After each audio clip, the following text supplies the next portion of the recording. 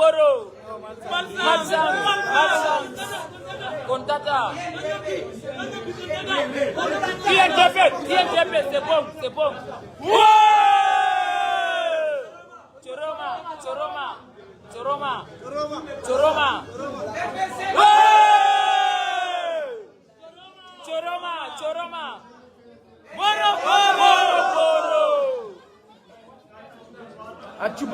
Boro. 1000 francs. Boro. 1000 francs. Colo. Choroma. Chef.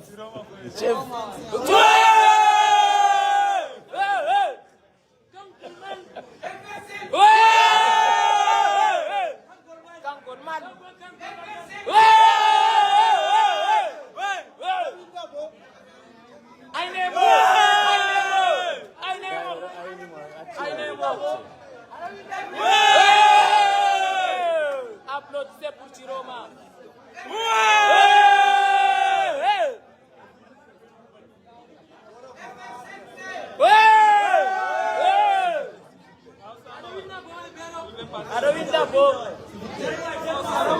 Achewa kuseni orugula.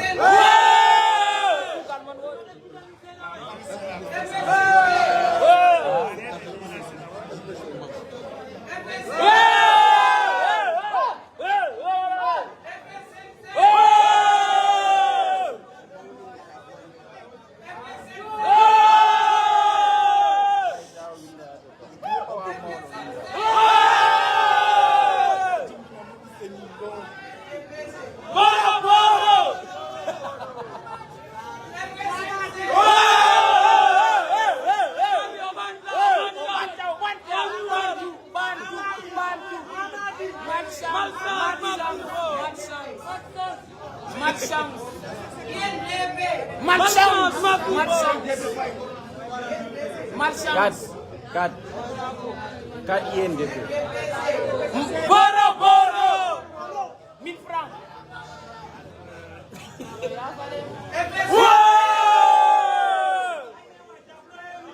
Tableni. Boro.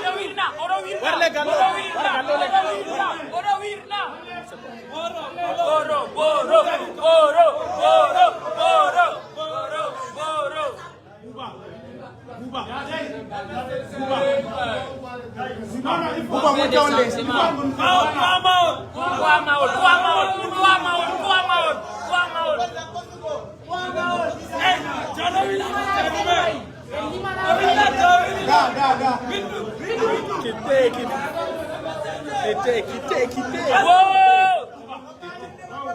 Down. Oh! Whoa! Interception, yeah! Oh! Chiroma!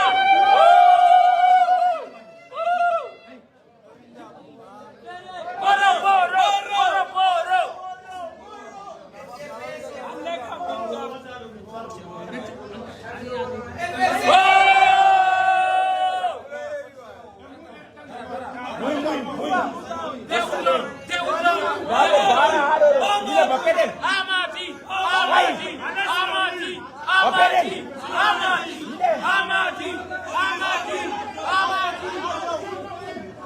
Vai.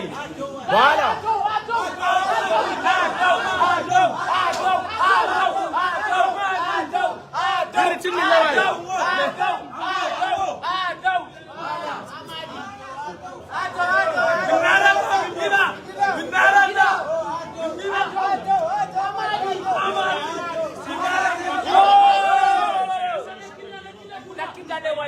Ache mole wai. Don banda ina. Ache le wai.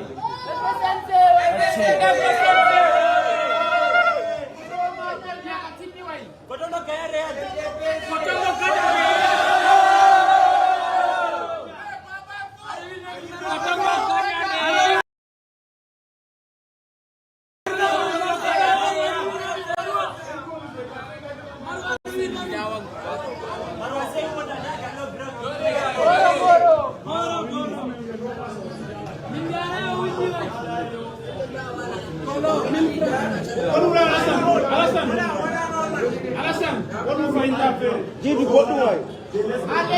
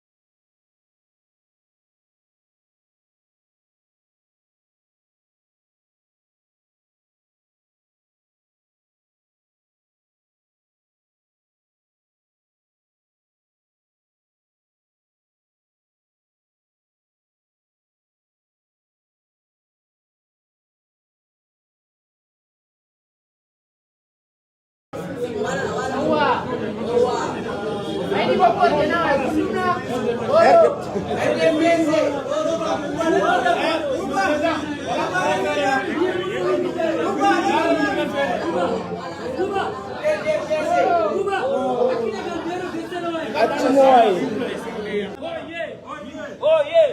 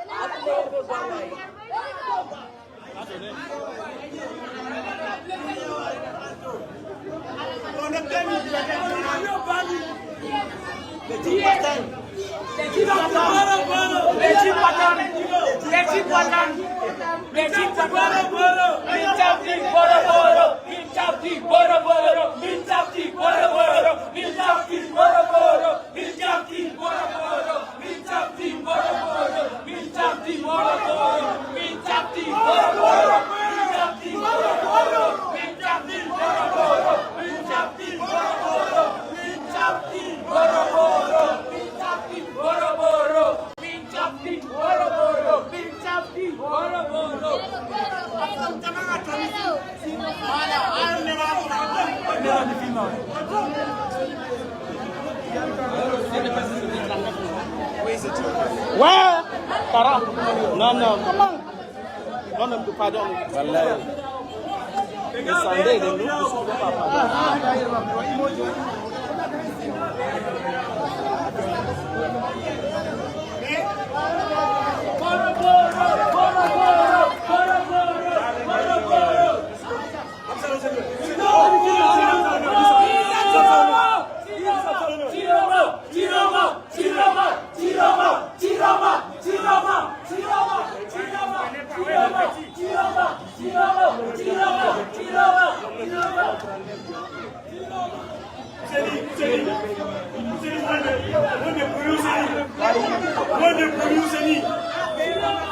give me why, Papa, I will do fair, Safa.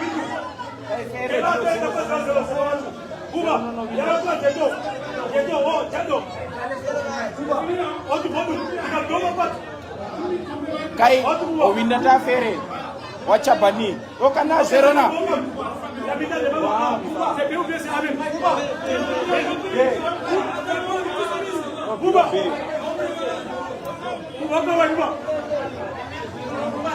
Afirma ni moja ado.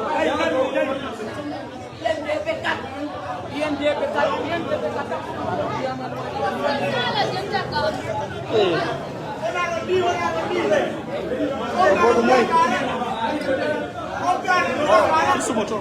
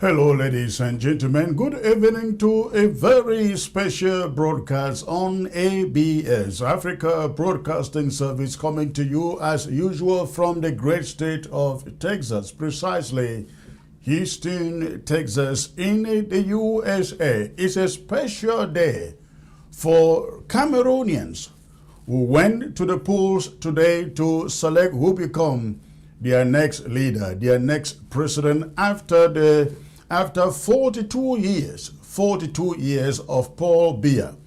Unfortunately, Paul Biya was still on the ticket, and this election is essentially between Paul Biya and Issa Chiroma.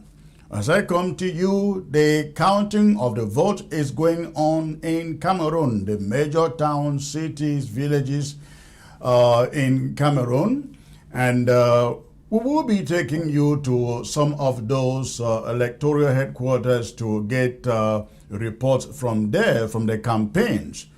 But it is important that we let you know we are not coming here today to broadcast the results of that election. However, as much as we can, we will bring you polling station by polling station results as put forth by political parties present at those counting stations. We are aware that Cameroon has said, the government of Cameroon has said, no official results will go out tonight. However, the opposition has made it very clear they will release the results as their polling station workers release the results of the counting tonight. And so when we get those results, we will bring them to you. But we see a lot of enthusiasm on the ground, a lot of excitement on the ground. And if we go by that excitement, the indication is that Issa Chiroma will emerge the winner of that election. In fact, a month ago, if you ask anybody who will win that election, they would tell you that Issa Chiroma was going to emerge the winner. And going by all that we see on the ground, talking to people on the ground, it is very clear that if the results are fair, Issa Chiroma would emerge winner of that election. But it is very important, ladies and gentlemen, that Issa Chiroma doesn't have to win at the ballot in Cameroon. In Cameroon, you cannot win at the ballot. We have seen from the days of Frondi to the days of Maurice Kamto that if you have to do away with the regime of Paul Biya that has been in power for 42 years, the only way Issa Chiroma is going to assert the result of this election as his campaign knows it is to defend it. It is to defend it. They have no other option, because if they are waiting for the Constitutional Council, if they are waiting for ELECTIO0NS to decree the results as they think that it should be, it is not going to happen. So the only way for Issa Chiroma or the opposition to grab what belongs to them is to be ready, to be prepared to defend it.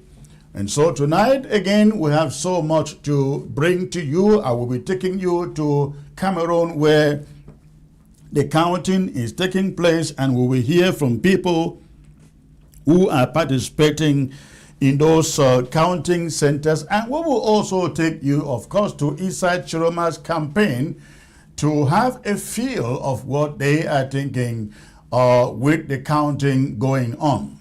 Already we are told that as far as the diaspora is concerned, Issa Chiroma won in China. Let's take you to China and show you what we know came from China. This is China, ladies and gentlemen. FSNC, Issa Chiroma. FSNC, Issa Chiroma. Again, this counting is taking place in China. Paul Biya.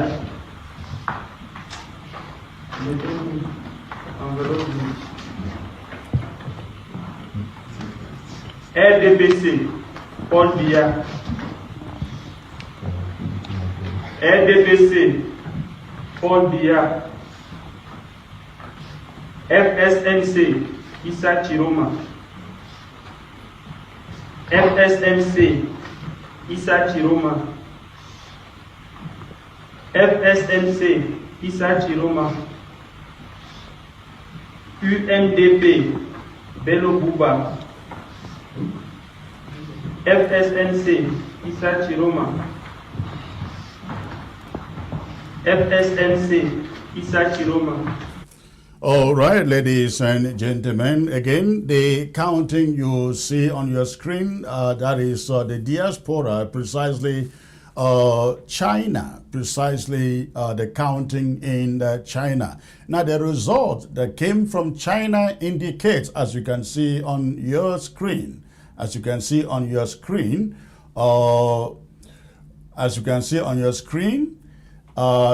UNDP had 2 votes. The UNDP came up with 2 votes. That is in China, the diaspora voting in China, Cameroonians voting in China. There is the final count there had the UNDP of Buba Bello Maigari with 2 votes. The CPDM of Paul Biya with 12 votes. And you had Isa Chiroma's party with 21 votes. Again, UNDP of Buba Bello 2 votes, CPDM 12 votes, and Isa Chiroma carried the day in China with the diaspora in China with 21 votes. All right. Now, ladies and gentlemen, we know this has been very, very contentious from day number 1. Of course, we know that in the southern Cameroon's Ambazonia, reports emerging from their state that the polling stations were scanty. They were scanty, and many of them entirely deserted. Many of the polling stations in Ambazonia entirely deserted. We have some images, I think, from Bamenda and Boya. In fact, look, you have polling stations like this one. This polling station is coming to us from Bamenda. Look at how empty. I think only a few election workers were there. That was somewhere in the Bamenda. We also have this image coming from Kumba, ladies and gentlemen. This was Kumba this morning. Kumba Fiango, election day in Cameroon, 8 p.m. 8 a.m. Sorry, 8 a.m. Election day in Cameroon. Street. All man they meditate. High game for go cast. Election worry.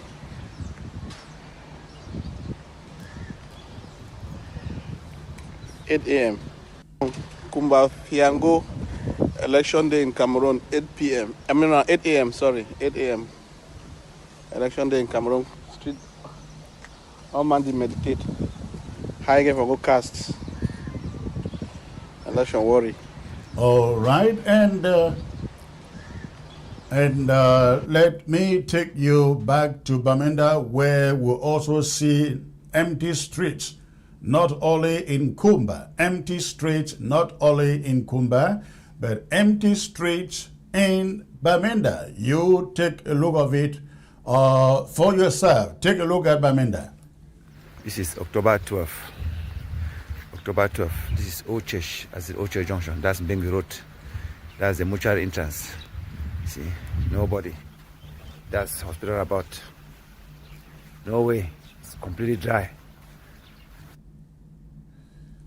All right. Again, that is Bamenda, This is ladies October and 12th. gentlemen. That is Bamenda there. That is Bamenda there. That is to tell you how the day looked like in the Bamenda. All right. We have other images coming from different parts of Ambazonia. But it is, again, very important that we note that Ambazonians refuse to participate in the French Cameroon election, as you can see from the empty streets and empty voting stations in Bamenda and in Kumba, and of course other parts of Ambazonia. Again, as I said from the beginning, this election is essentially between Paul Biya and Issa Chiroma. Of course, there were other candidates like the, Joshua Osi of the SDF. You had Buba Bello of the UNDP. You had Kabri Labri of, I don't remember what the name of his party is again. There was a leader of the CDU, the daughter of Adamu Ndam Joya. Now, talking about that, we learned that yesterday, on the eve of the election, seven political leaders who had formed alliances, ladies and gentlemen, with the party of Adamu Ndam Joya, they decamped and declared their public support for Issa Chiroma. These are the guys. Those are the guys there. Again, they decamped from the CDU party on the eve of the election to declare their support for Issa Chiroma. 7 of them, those are the political leaders, formerly backing an alliance or in alliance with the CDU of Adamu Ndam Joya's daughter. They decamped from that alliance yesterday evening on the eve of the election to declare their support for Issa Chiroma. So there was a lot of momentum going into this election on the side of Issa Chiroma. You have what they call the Union for Change, UFC, that stood behind him, a coalition of civil societies and other political parties backing Issa Chiroma with an agreement, an MOU that states that Issa Chiroma will rule only for 1 term. 1 term, I don't know how many years, whether 5 years or 7 years. The MOU doesn't state how many years that 1 term is going to be. Currently, a term in Cameroon, according to Paul Biya's constitution, is 7 years. So we do not know whether Issa Chiroma, if he wins, is going to rule for 7 years or for 5 years as a term.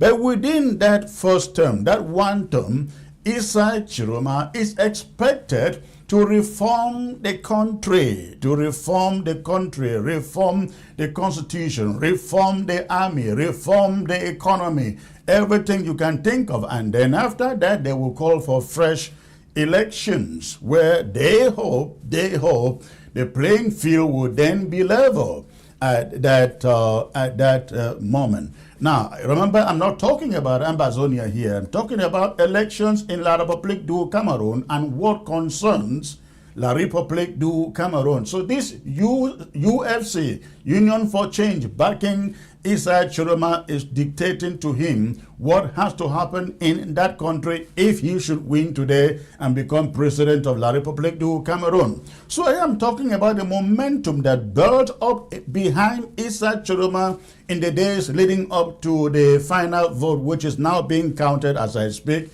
all over that country. Yesterday, a coalition of 7 political parties formally backing the UDC of Adamu Ndam Joya's daughter decamped and publicly confessed their support. As you can find them on your screen, ladies and gentlemen, they decamped and publicly confessed their support, their backing of Issa Chiroma. That was yesterday, again on the eve of the election. So there was a lot of momentum gathering behind Issa Chiroma before the elections took place.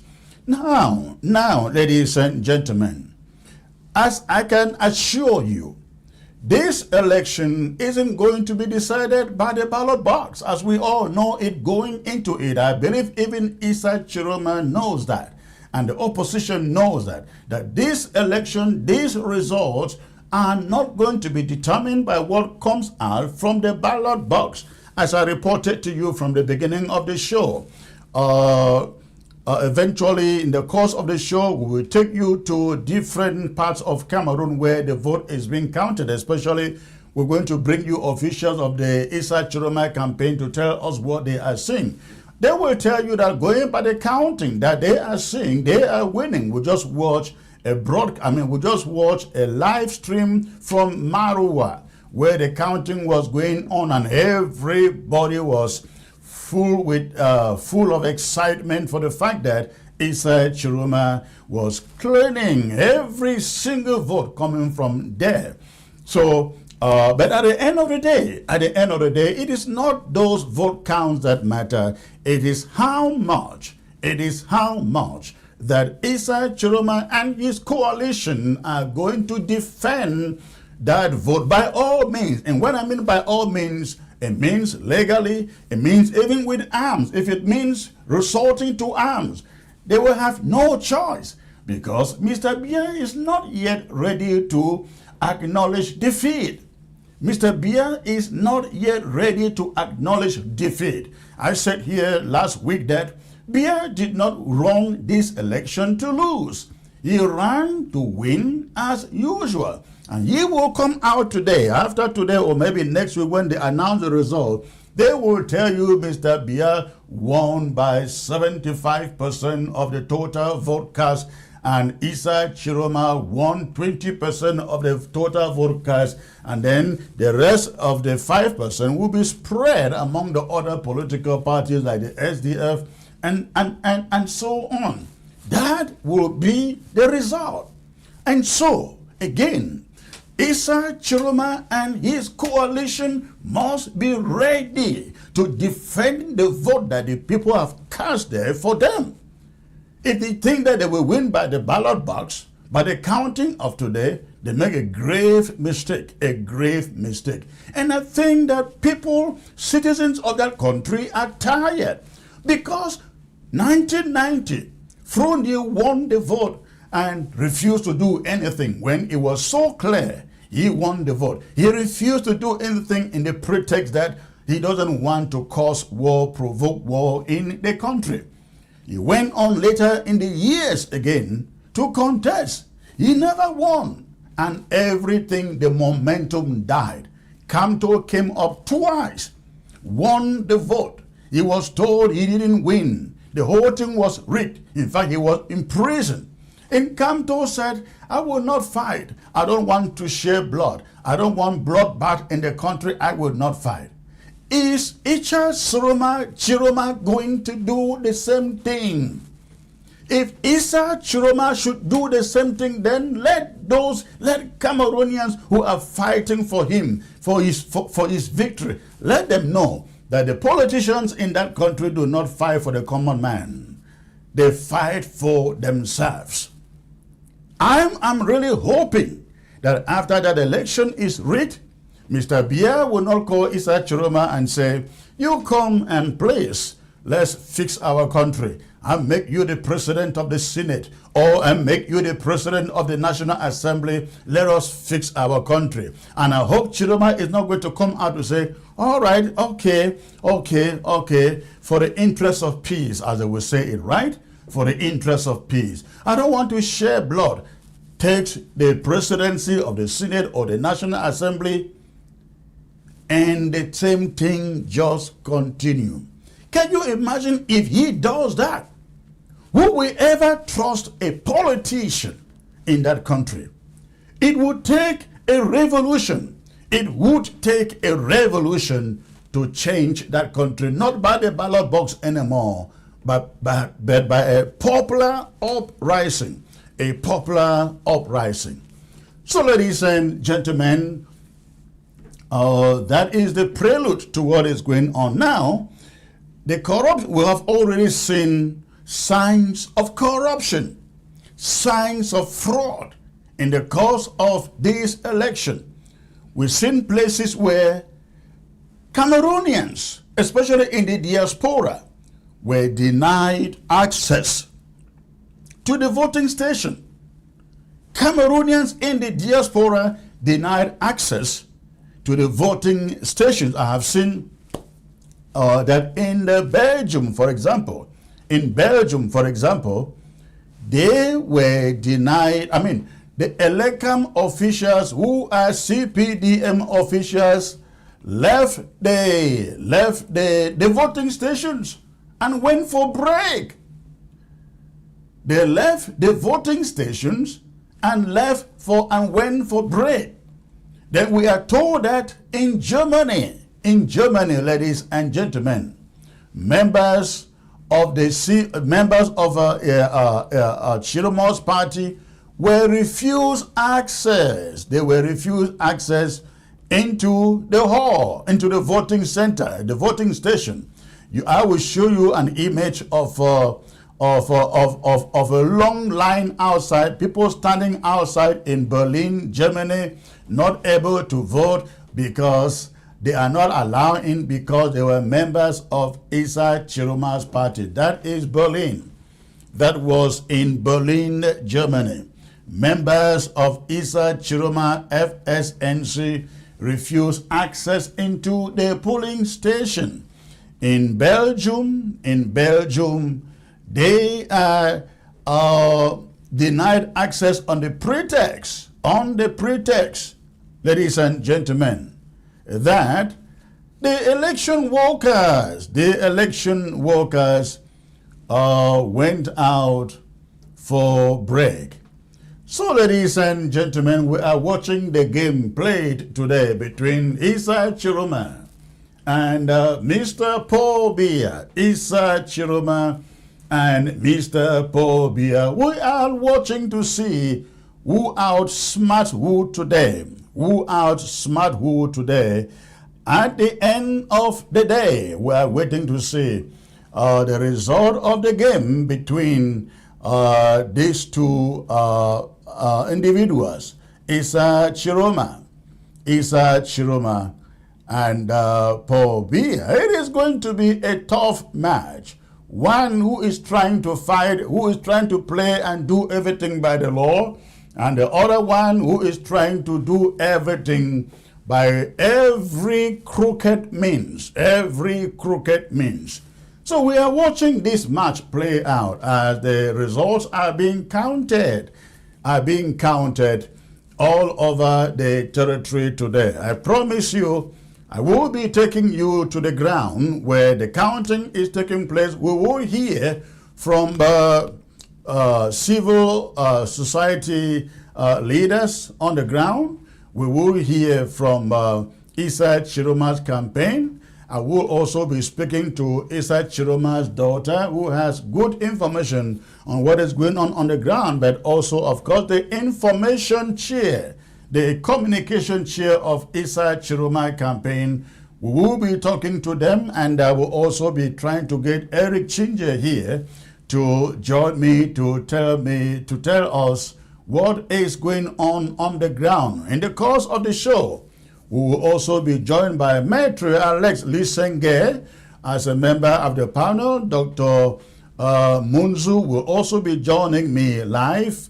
Dr. Fidelis Atienjo will be joining me. Mark Barita will also be joining me, ladies and gentlemen. So please, this is going to be a long day. I ask you to stay put, and in a few minutes, I am going to be back. Stay put, please. This is October 12th. This is Ochesh. That's Oche Junction. That's Bengi Road. That's the mortuary entrance. See, nobody. That's hospital about. No way. It's completely dry.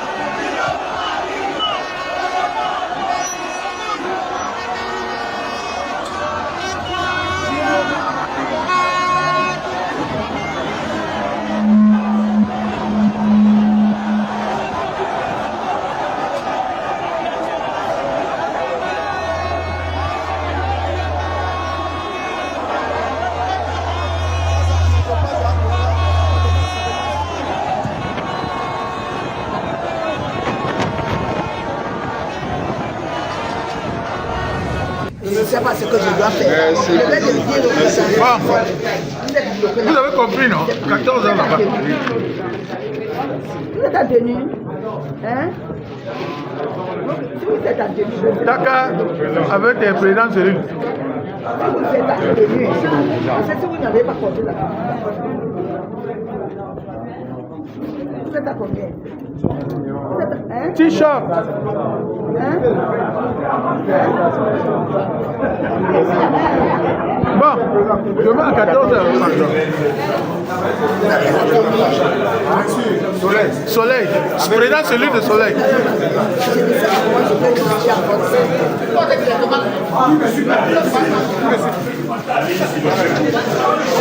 Aziz! Sortez.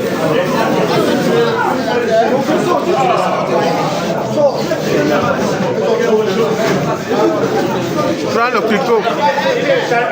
Vous êtes parti. Dans la maison. Le matin, tu me vois. C'est bien.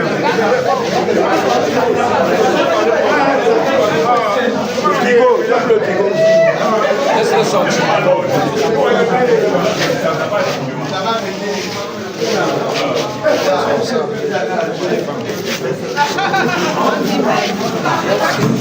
Wilfried!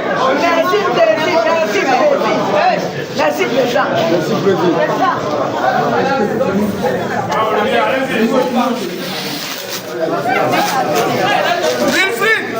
Je ne sais pas ce que je dois faire. Merci. Je vais le dire au président. Vous avez compris, non? 14 ans là-bas. Vous êtes en tenue. Hein? Si vous êtes en tenue, Taka avec un président Cyril. si vous êtes en tenue, parce que si vous n'avez pas compté là.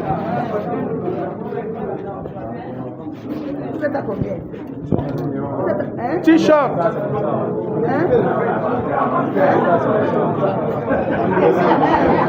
Bon, demain à 14h. Soleil. Président Cyril de Soleil. Je ne sais pas comment je peux réfléchir à votre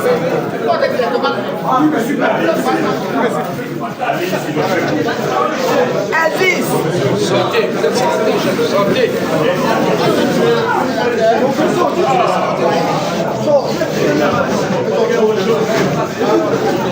Prends le clito.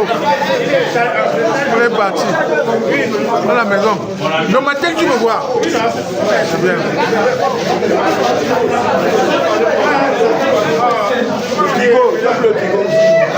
Laisse-le sortir.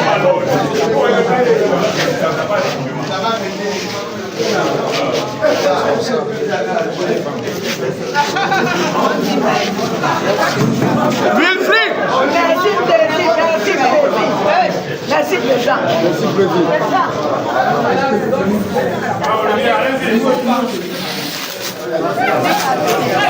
Wilfried! Je ne sais pas ce que je dois faire. Merci. Je vais le dire au président. Vous avez compris, non? 14 ans là-bas. Vous êtes en tenue. Hein? Si vous êtes en tenue, Taka avec un président Cyril. si vous êtes en tenue, parce que si vous n'avez pas compté là. Vous êtes à combien? Vous êtes à, hein? T-shirt. Hein? Bon, demain à 14h. Soleil. Président Cyril de Soleil. Je ne sais pas comment je peux réfléchir à votre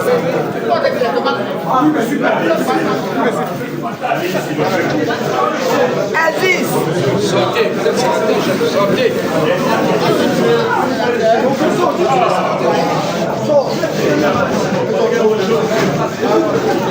Prends le clito. On est parti. Dans la maison. Le matin que tu me vois. C'est bien.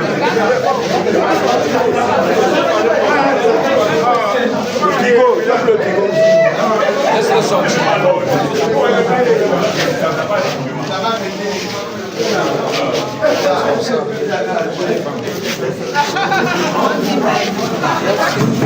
Wilfried!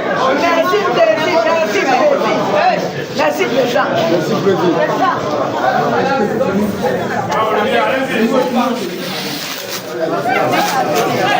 Wilfried! Je ne sais pas ce que je dois faire. Merci. Je vais le dire au président. Bon, vous avez compris, non? 14 ans là-bas. Vous êtes en tenue. Hein?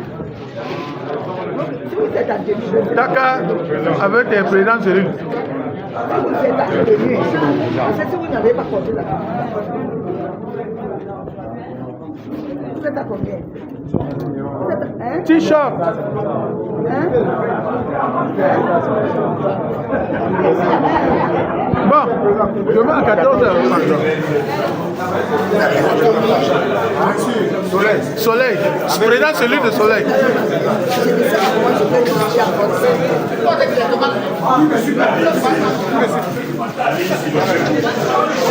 Aziz! Santé, vous êtes santé, jeune, santé.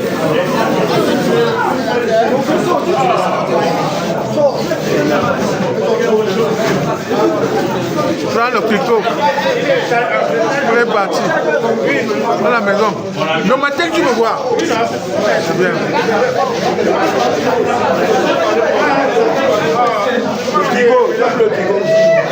Laisse-le sortir.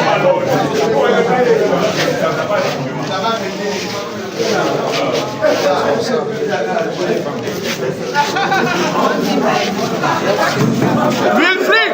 Merci, président. Merci, président.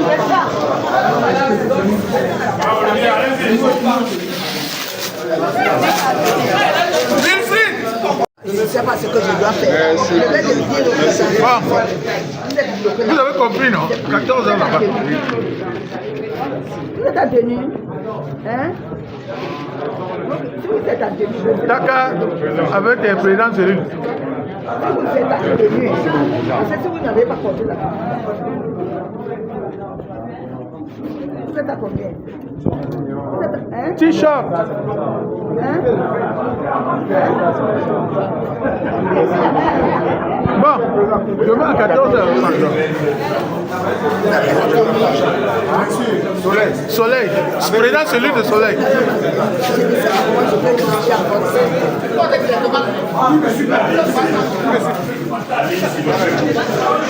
Aziz! Sortez, vous êtes secrétaire général. Sortez.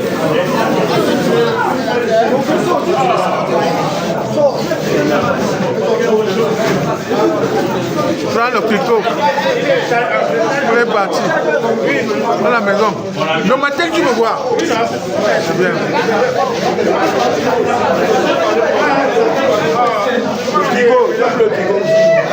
Laisse-le sortir.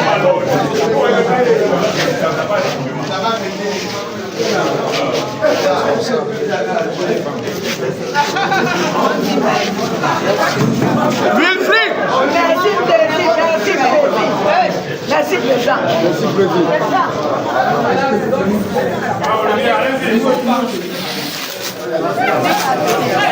Wilfried! Je ne sais pas ce que je dois faire. Je vais le dire au président. Vous avez compris, non? 14 ans là-bas. Vous êtes en tenue. Hein? Si vous êtes en tenue, Taka avec un président cellule. si vous êtes en tenue, c'est si vous n'avez pas compté là. Vous êtes à combien? Vous êtes à, hein? T-shirt. Hein? Bon, demain à 14h. Soleil. Président cellule de soleil.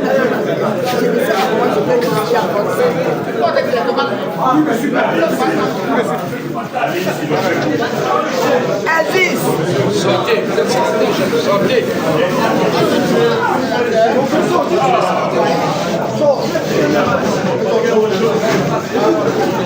Prends le tricot. Pour les partir. Dans la maison. Le matin que tu me vois. C'est bien.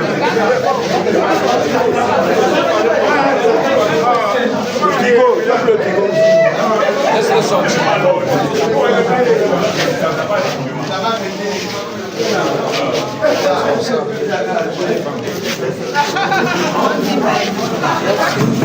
Wilfried! Merci, président. Merci, président.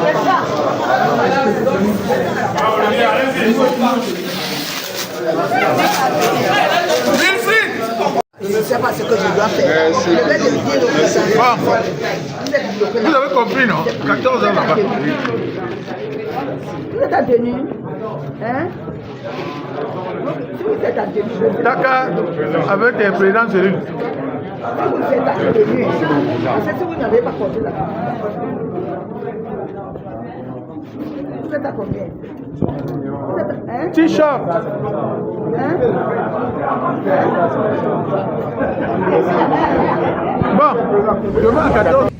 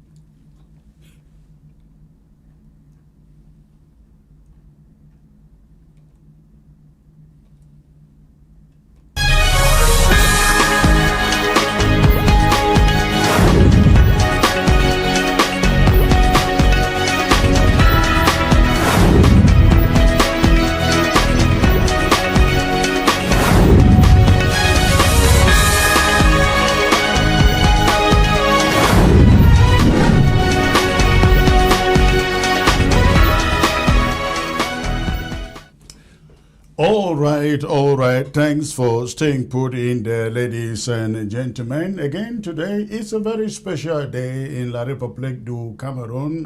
Cameroonians went to the polls in their millions today to pick a new president. However, for 42 years in that country, elections, the ballot box has never changed the leader of that country. And so there are very slim chances that that is going to happen today.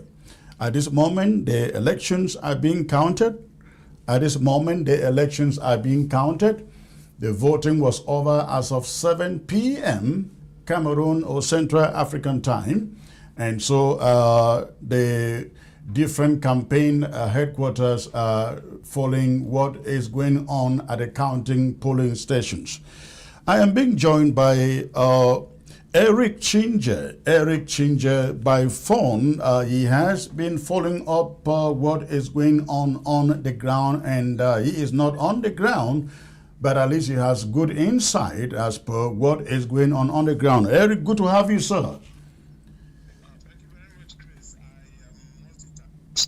And actually with the Mimi Mefo show, I'm on that, but I'm just taking a few minutes to talk to you. Sure. Thanks, Chris. Sure. Thank you. What are you learning on the ground? I know the elections are over and now the counting is going on. Yes, I think we're seeing what is tantamount to a tsunami, which is powerful enough, it seems to me, to clean out the old system in favor of the new.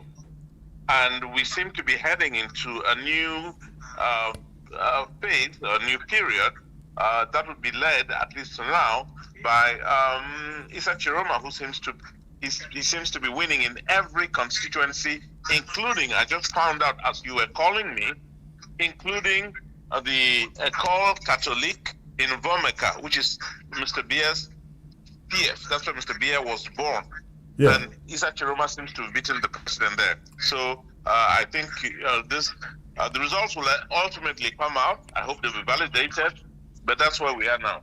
You know that before the elections, Paul Otanganji said the opposition has not been able to man all the polling stations.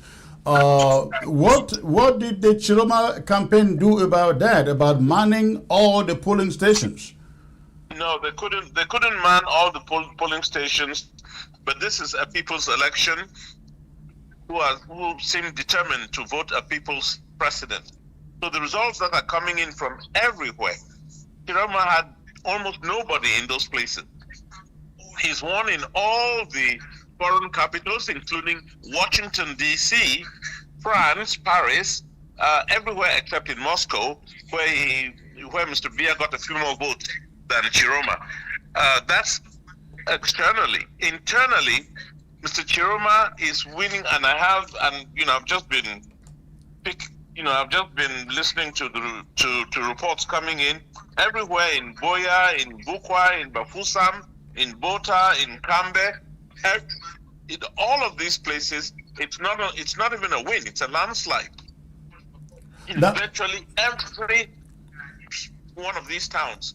So what's going to happen is, of course, I don't know how the CPDM is going to want, how they cannot have any other reading of the situation than what I'm telling you. So externally as internally, Mr. Chiroma seems to be on a winning ride. Will the Chiroma campaign be releasing results polling station by polling stations as they come in tonight?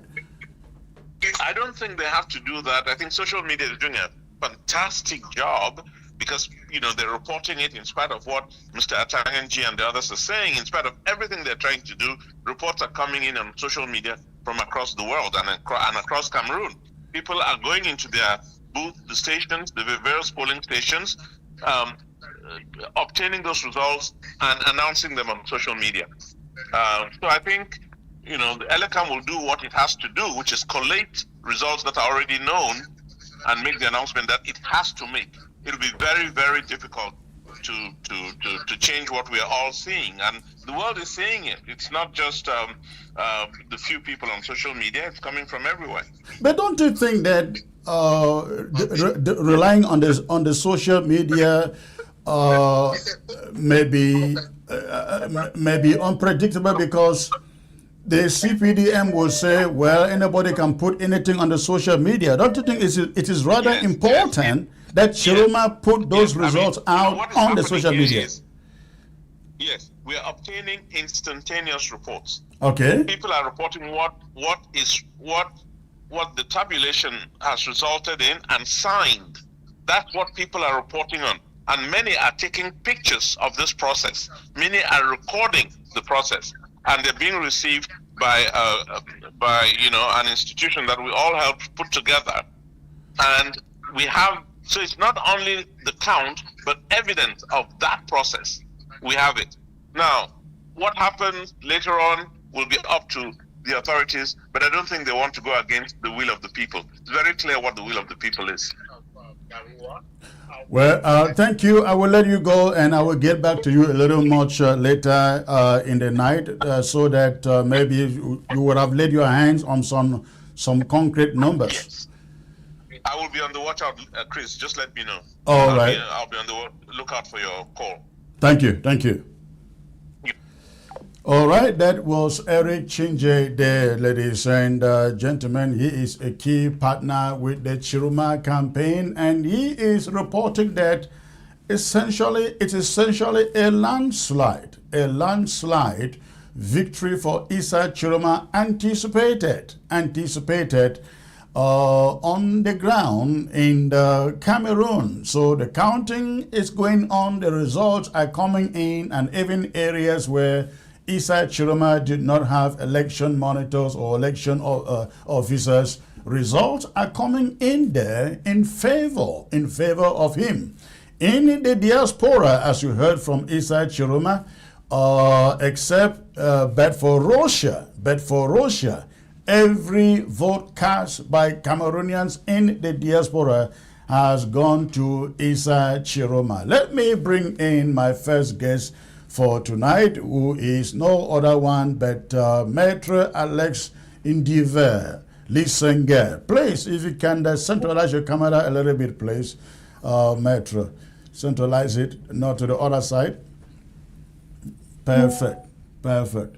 All right. So, thank you for joining me on the show. You are following what is going on in Cameroon with the elections, and again, the momentum seems to be on the side of Issa Chiroma. What have you been making of these things since the campaign started, sir?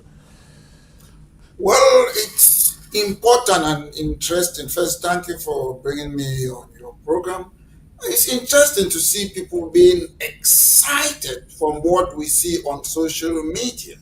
But to me, I might differ from what Mr. Eric Ginger is saying. If you know the government of La République du Cameroon, I keep on asking myself what have changed since 11th of October 1992 when it was alleged that John Fundi won. What happened on 12th October 1997 that Mr. Bia had 97%, Ugwenle had 2%? What has changed since the 11th of October 2007? Mr. Bia had 70%, Fundi, until the latest one, which was 18 October 2018, Mr. Bia had 70%. If you look worldwide, if we live in an ideal world, I would say Issa Chiruma might win. But you understand that Mr. Bia, they control all the apparatus in the Cameroon. Whether it's Elecam, he appoints the directors there, the deputy director, the board members, constitutional council, the same thing.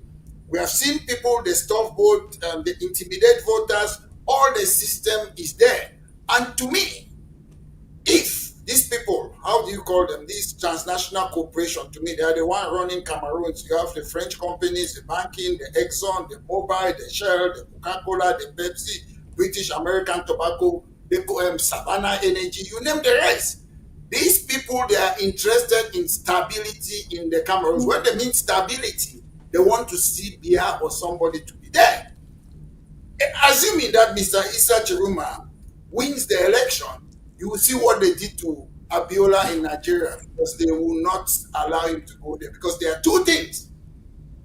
If they say Mr. Issa Chiruma have won the election, what happens? They are going to exile their Tanganji or they go to Kondenge. So sometimes, are you there? Hello? Hello? Yes, go on, listen. Go on, Alex, I can hear you. Okay, yes, you can get me. Yes, that's what I'm saying, that sometimes it is not about the result, because these people, they will go at any length. And to me, personally, I believe you cannot remove a dictator via the ballot. You can't. Mr. Bia is the referee and he's the player. They have got the knife and the yam. And if you look at it, what international observers have often said, they manipulate voters' registry.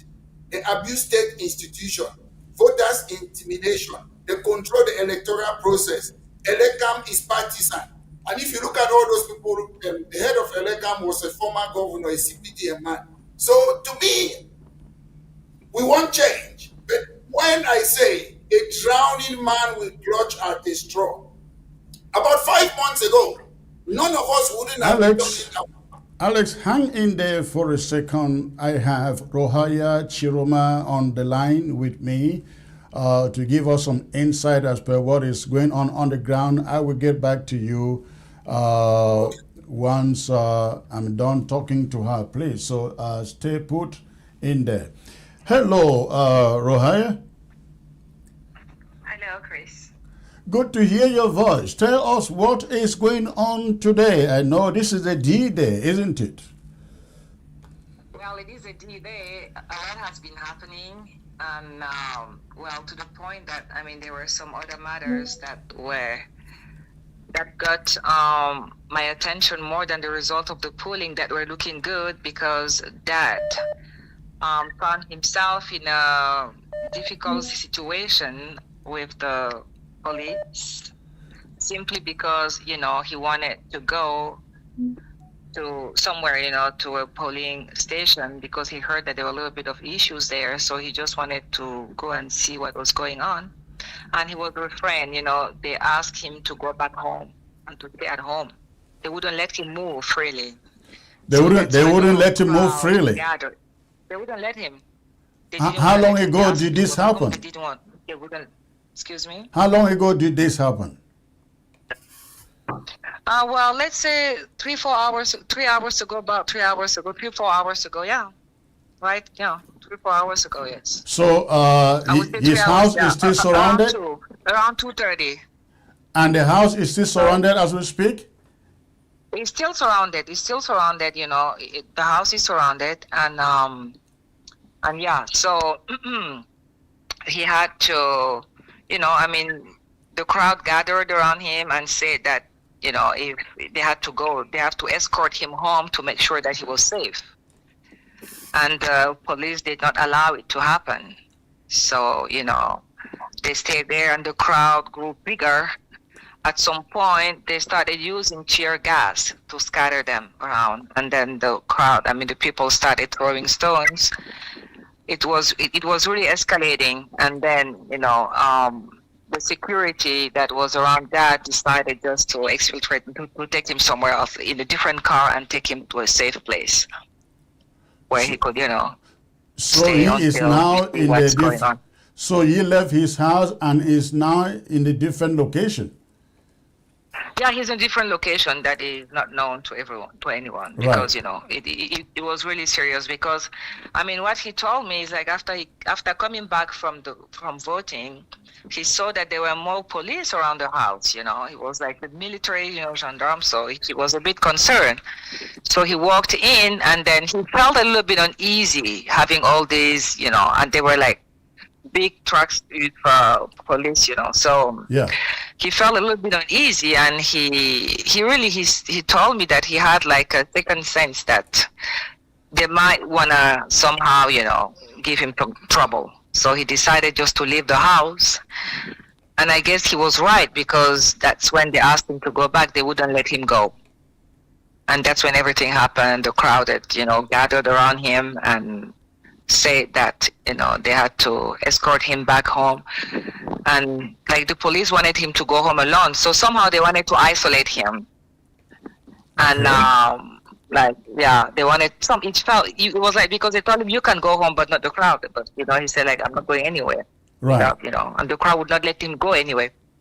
So, and then things started heating up. They used tear gas, and the people started throwing it. And that's when, they took him away. So where he is now, he is safe? Part of the, excuse me? So he is safe where he is now? Yeah, he's safe.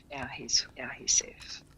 Okay. He's safe for now, and he's safe for now, and we we meant to keep him safe. He has to be safe. Right. Well, for now, as I say, because things happen so suddenly, it was unexpected, and it's very scary. Interesting. So how did he manage to leave? How was he able to leave the house to a secure location with the army, the police, the gendarme all over the place?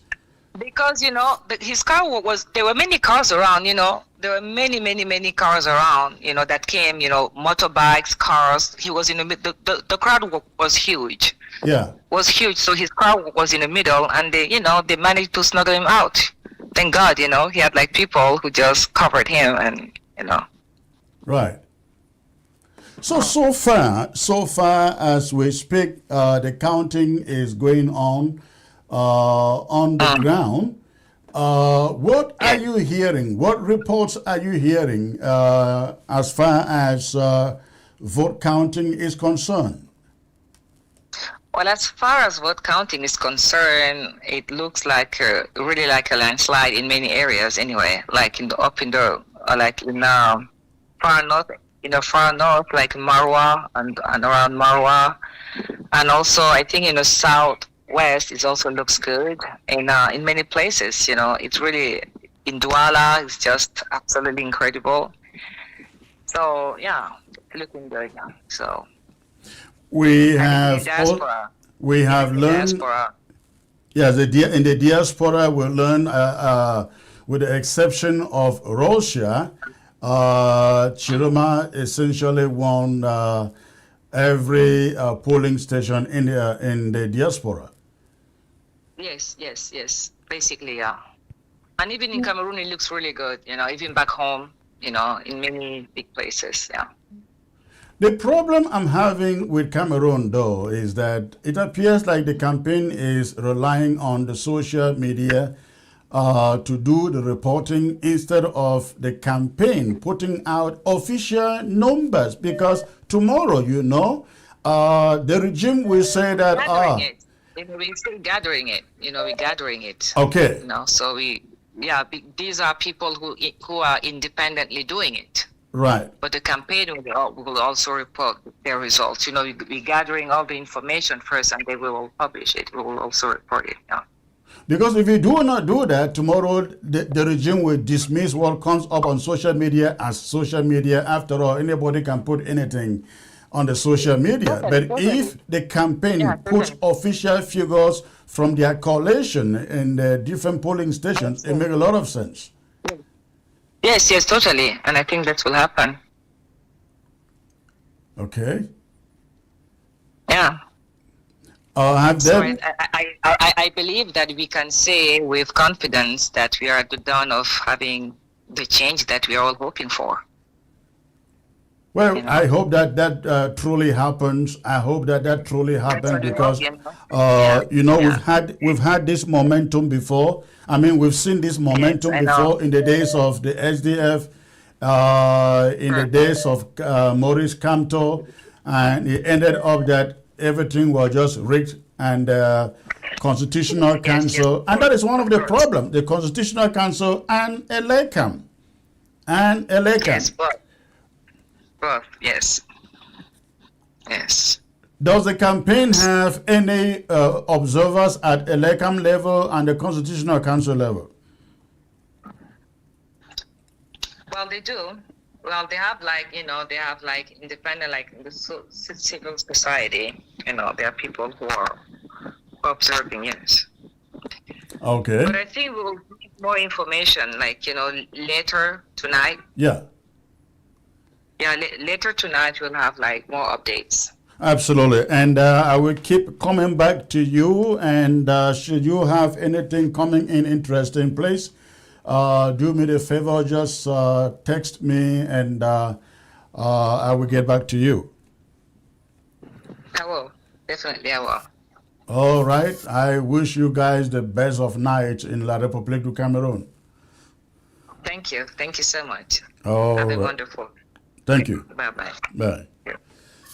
All right, that was Rohaya Chiroma, the daughter of Isa Chiroma, ladies and gentlemen. So apparently, this evening or late afternoon in the north, Isa Chiroma's house was surrounded and he was stopped from going out, from going anywhere. Security gathered all over. But thanks for the population that showed up in their numbers.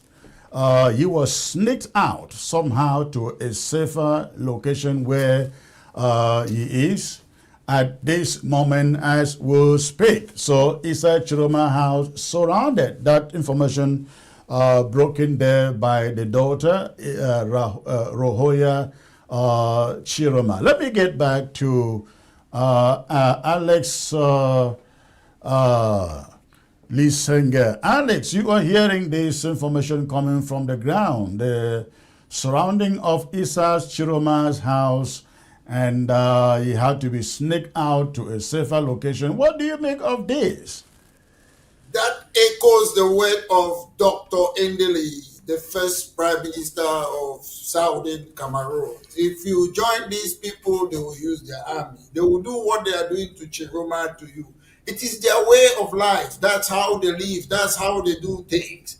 And sometimes when some of us will come and say we don't want to be part of La République du Cameroon, people think we are stupid. Because at the end of the day, we need what we call, people say they want change. But I look at things in another light. Even if Mr. Chiroma is there, tomorrow he was elected, they allow him to be the next president. What about the French Cooperation Agreement? How is it going to end it? I don't see Mr. Chiroma doing that.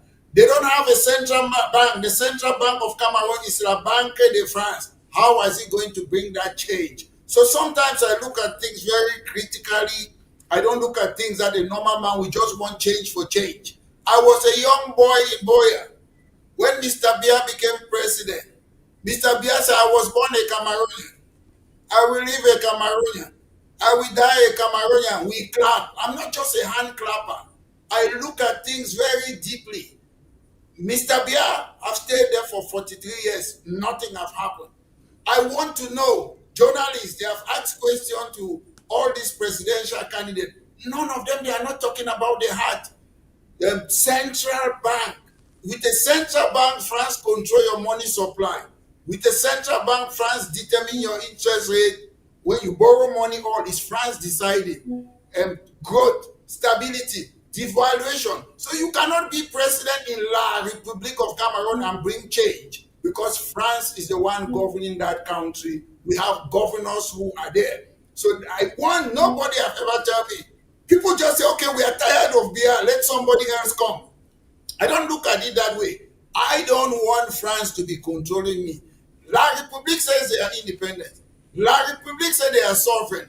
Then you cannot be sovereign when you don't manufacture your own money, you don't control your own economy. So whoever comes in the Cameroon, nothing will change. That's how I look at it. Because it's very important. People say the cooperation agreement is no longer there. I don't know if they know the terms of the cooperation agreement. The terms of the cooperation agreement say France shall manufacture your money. France shall determine your educational system at all levels. ENAM is from France. ENS is from France. Gendarmerie is from France. Napoleonic Code, Civil Code is from France. Military Tribunal is from France. That's why the Ayuk Dabe, they are in prison. Unlike that. So to me, I'm not excited what happens in La République du Cameroon because whoever is there, there will be no change. I'm looking one day for us as we have triggered Article 65 of the Constitution of La République du Cameroon. To me, I'm excited to see a free Southern Cameroon. I'm not excited by their election. It doesn't bring me anything. It's not because I hate the people of La République du Cameroon. It's on people. From what I'm reading from this election, a lot of people just want change. Let them take over from the beer and they take the position and they say, okay, now it's our own time to eat. That's what I see. People are not really observing to fight for a real change so that France should let us go. And as I say, as the election stand, this man, is it Clement Atangana? He will come that day. He will read what they want to read. And Chris, mark my word, assuming that Chiroma wins, what happened to Abiola will happen to Chiroma. A military takeover will come in if they know they cannot sustain the population. You know, talking about the military takeover, it is yesterday I was talking to somebody and said, remember, it's only a few months ago, about 2 or 3 months ago, that Biya renamed and replaced all his military commanders and generals around him. Should Chiroma win, shouldn't him fire all of them? I mean, all of them, send them on retirement before moving into Etude. Definitely that will happen. But as I'm saying, if they know that Mr. Biya cannot sit in power, because if there's people's power, like you heard what Chiruma's daughter said, that the population came there and they saved his father. If tomorrow the people comes out, they say Biya have to go because there's an helicopter waiting there up in the to fly poor Biya to Swiss. At the end of the day, it is my presumption a military will take over because they know if they hand over to Chiroma, a lot of things will come up because when people stay in power, like the former Syrian president Assad, when you stay in power that long, there's always skeleton in your closet because these people, as I say, they will end up in Kondenge. You see the way Atanganji talks. You see Atanganji, at any number of circumstances, if the elections were free and fair in the Cameroons, I bet you Chiruma would definitely win. But so I guess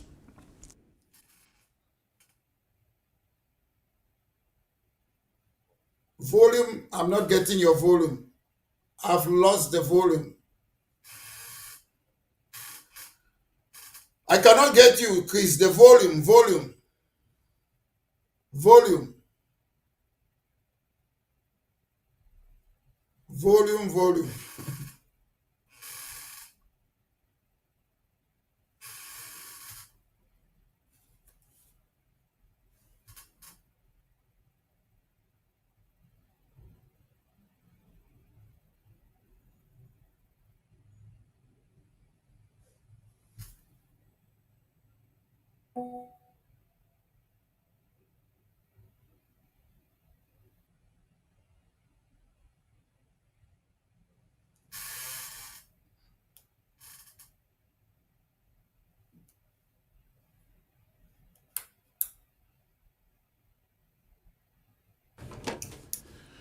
All right, I hope you can hear me now. The point I was making is going by what you just said. It appears you are saying, seeing the results, Biya may just take a flight to Switzerland, say to the army, you take over. But the question is, to what end does the army take over? And then what next? I'm just giving an analysis. All options are open. When you see the way Atangaji they are talking, they are banning people 48 hours, no vehicle or what, you know they are sinking. All options are open. You saw what happened to President Assad. You saw what happened to Gaddafi. When he knew the people power was coming, what Assad did, he took a plane and fly and left people like Atangaji in Syria. So to me, to my point, all options are open. And I believe, to me, if you ask me, I have no doubt that Mr. Issa Chiruma will win the election.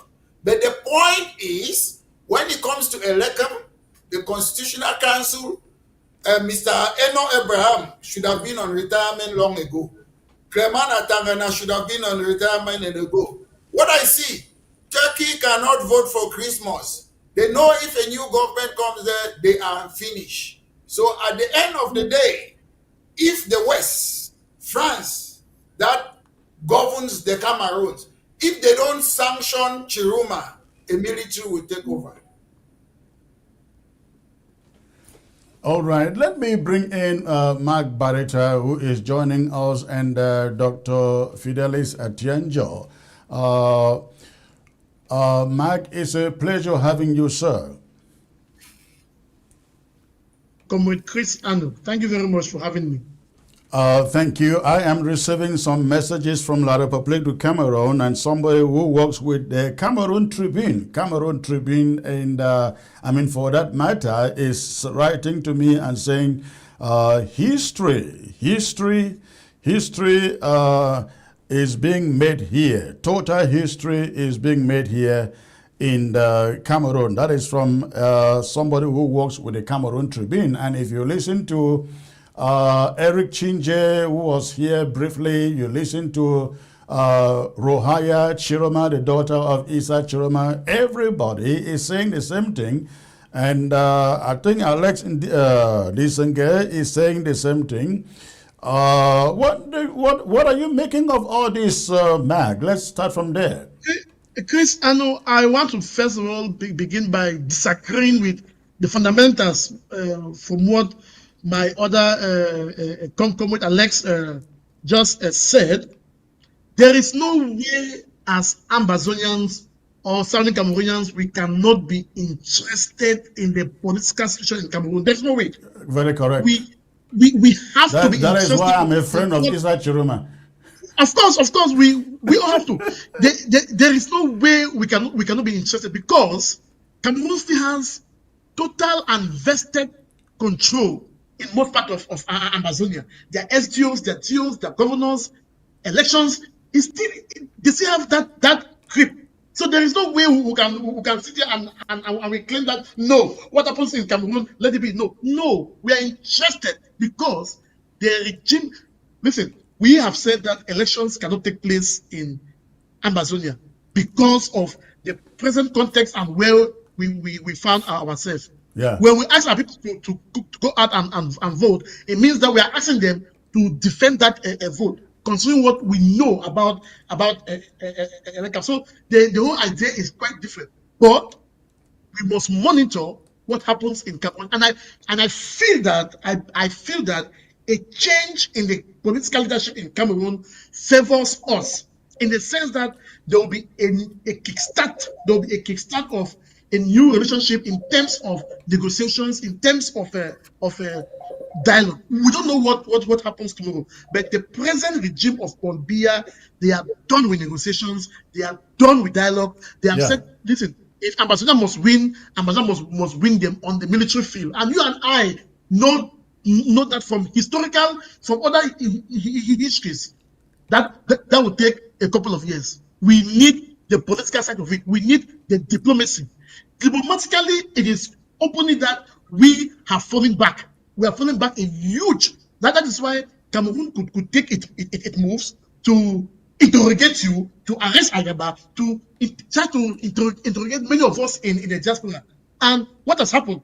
Our other ambassadors have fallen back. They have taken a neutral position because they are afraid. That is the diplomacy of Cameroon. It is different from when they were sending ministers across Europe to beg us. It was different from when they said, no, listen, let's Swiss camp. Now, look at what's happening. There is Israel war. There is Russia, and the international community, their focus is somewhere else. It's somewhere else. And Cameroon leadership, they build on that, and they are hoping that we are going to be, we are going to be worried until after many years we would have tired. I would have look at me here with my gray hair. I would have gone gray until I'm tired. You would have also tired. You won't be able to even walk anymore. That's what they're hoping. But a new leadership in Cameroon will not want to see there is no leader, Chiroma or whosoever, no leader in Cameroon will come and say, okay, no what, have your independence. It's not possible. That's not true. And that's not what we are hoping. We know that they're going to maintain their stance of so-called one Cameroon. They may want to fake some type of federalism, etc. But it will give us the opportunity to revamp, sit on the table, and most especially, if our leaders in jail, the numerous Sunni Cameroonians across Yaoundé, Douala, Kumba, Boya, if they are released after so many years, it will be a welcoming relief. So yes, we have to be interested in the political situations in Cameroon, and we have to take action by ourselves. If we have any means to influence, to tilt what happens in Cameroon, we have to do it. Now, I've been looking at social media, and I'm just happy that, we've made our policy stand, but the people themselves in Munya, Boya, Victoria, Kumba, Manfe, they have taken their own decision to go out and vote, even though the turnout was very, very, very, very low. But Chris, I can declare as of now that Issa Chiroma has won the Southern Zone. In Boya, uptown, where we know that is a stronghold of the CPD and where the security is there, Chiroma won there. In Victoria, where we know we have a lot of francophones, Chiroma has won. In Manfe, where Chiroma did not even go, in Kumbade, the results are coming that he's winning. In Kambe, where we have Ngala, that made so many, if that is so anti-Amba, the results are not coming. Chiroma is now winning there. In Vomeka, Catholic Primary School Vomeka in Cameroon, Chiroma is winning. So I think whether they're Amazonians or Cameroonese, these people, they are fed up, they are tired. My only issue, I know that on paper-wise, Chiroma has won. But the issue is, we, the people of Cameroon, be ready to defend that vote. Because Elekam, if Abraham is bold enough, I'm not sure he's going to. None of us, if Elekam releases the real result, then it will be a political shock to everyone. Because we all know very well that Elekam will doctor it. We all know that at Atagana Clement in the Constitutional Council, we doctor it. Because they have the state apparatus, they have the mechanism to doctor it. Already, Chiroma is already under house arrest. That is already, you heard Atanga Ponji. He was making statement prior to the election, already giving signals, telling people to go home, telling people not to protest. I don't trust the Cameroon military, because the Cameroon military is too pro-Bia. Look at all the top generals, and that is what I give credit to Bia, that they can never be a coup against Bia, because the military has been done in such a way that even you as a general, if you have a barrack, the people who are under you as barrack are all Bia people. You don't have you don't even have the necessary weapons or guns that you can say look at what's happening now in Madagascar. The army is now taking the side of the people against the gendarmes who are for the president. But in Cameroon, do you think that the police or the gendarme and the army or the B we take side with people? They won't, because Pierre has so tribalized the military in such a way that they follow the instructions of whosoever is running. So it will be a spiritual shock, a political shock if Elekam announce something else. It will be a political and spiritual shock if the military says, you know what, we are not going out to shoot or to throw any tear gas if they go out to protest. We don't know what is happening, but what is happening on the ground now, as I'm looking at pools coming from Ambazonia and Cameroon, Chiroma is leading, and I think Chiroma has won the elections. And we must be ready. We must be ready to start on our side as Ambazonians. What is our strategy if Biya remains in power? What is our strategy if Chiroma comes to power? What is our strategy if Cameroon goes into flame? I am not too sure if any political leadership in Amazonia has discussed these various scenarios. What is our messaging if Chiroma wins? Considering that of what he said in Bamenda, from what he followed up into the, I think there was this radio that you get a follow up radio. What is our strategy? Now we have council election and parliamentary election coming in the next few weeks or a month or so. What is our strategy? Are we not in for the fact that all the councillors, the mayors, and the MPs in Amazonia, we should make sure that even if they are going for any party, they should be pro-Southern Cameroonians, so that at least we have a voice wherever they are. Imagine that all the mayors in Kumba, all the councillors are pro-Southern Cameroonians. Okay, I'm not saying pro-Amazonia in this case. I'm very careful. You know, I'm saying pro-Southern Cameroonians. But then, Mike, I don't understand your logic in that, because how do you expect Southern Cameroonians, Ambazonians, to go and participate in their council elections under which under which political party? Let me clarify. I'm not saying that. I'm just asking a hypothetical question, that what is our political strategy? You and I know very well that council election in Amazonia will hold, and whether we like it or not, councillors will be declared, mayors will be declared, MPs will be declared, and most of them will be CPTN. What if we interfere to ensure that most of them are pro-Southern Cameroonians? Wouldn't that benefit our people? Again, these are all thoughts. That we have to, as a team, discuss the pros, the cons. The issue is, I don't want us to be all the time rejecting ideas. No. It's not rejecting at all. It's not rejecting at all. We have to be very strategic. Listen, I totally agree with you, but we should not describe what we do as rejecting everything. We reject with strategy. Many people don't. For example, I had to come here again and again and try to explain the reason why Ambazonians cannot vote. And I said, we are not just being intransigent. We are not just rejecting, because consider this. If you go and participate in that election, and at the end of the day, Cameroon declares victory, Paul Biya declares victory after we Ambazonians have gone and voted for him, how do we start retrieving?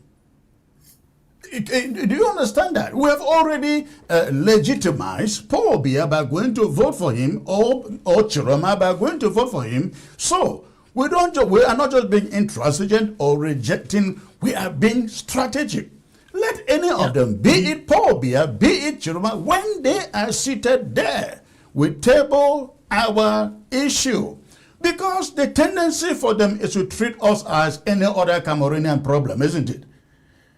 Yeah, you're right. So, Dr. Atienjo, come in here, please.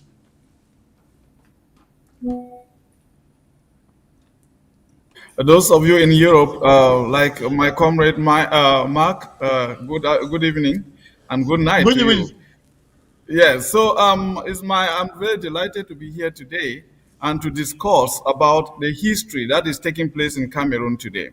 Whether Cameroonians like it or not, it is very clear that Issa Chiroma is winning very big. It's a landslide victory for Issa Chiroma in Cameroon. And I'm very happy for one thing that has happened. This is a lesson to show that, there's no empire that reigns forever. Even the Roman Empire was there for many years, and but what happened when time came that the empire was going to crumble? It crumbled. And it is often said that when God is about to punish a nation that is led by people who are sit tight, wicked people, is going to confuse them with the lack of wisdom. That is what is happening in Cameroon at this moment. With Issa Chiroma under house arrest at this moment, that is going to trigger a lot of things. So we have always said that, we have a position that we stand here as Ambazonians, that we are not voting. By voting, we are legitimizing what is happening in La Republique. We are legitimizing La Republique's election. But to say that we don't have interest in what is happening in La Republique, it is no, it's a wrong decision.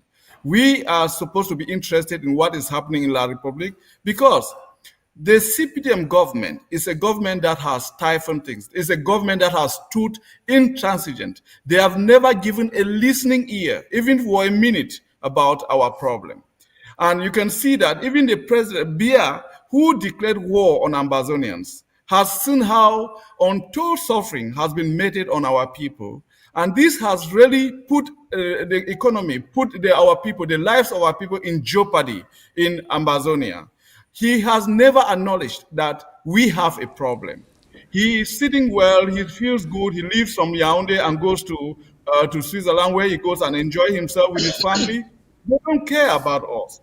So what is happening here is something that we really need to have vested interest in, because we need to know what is going on. If things change in La Republique, like if in such withdrawal of some military apparatus from our countries, I just want to say something here.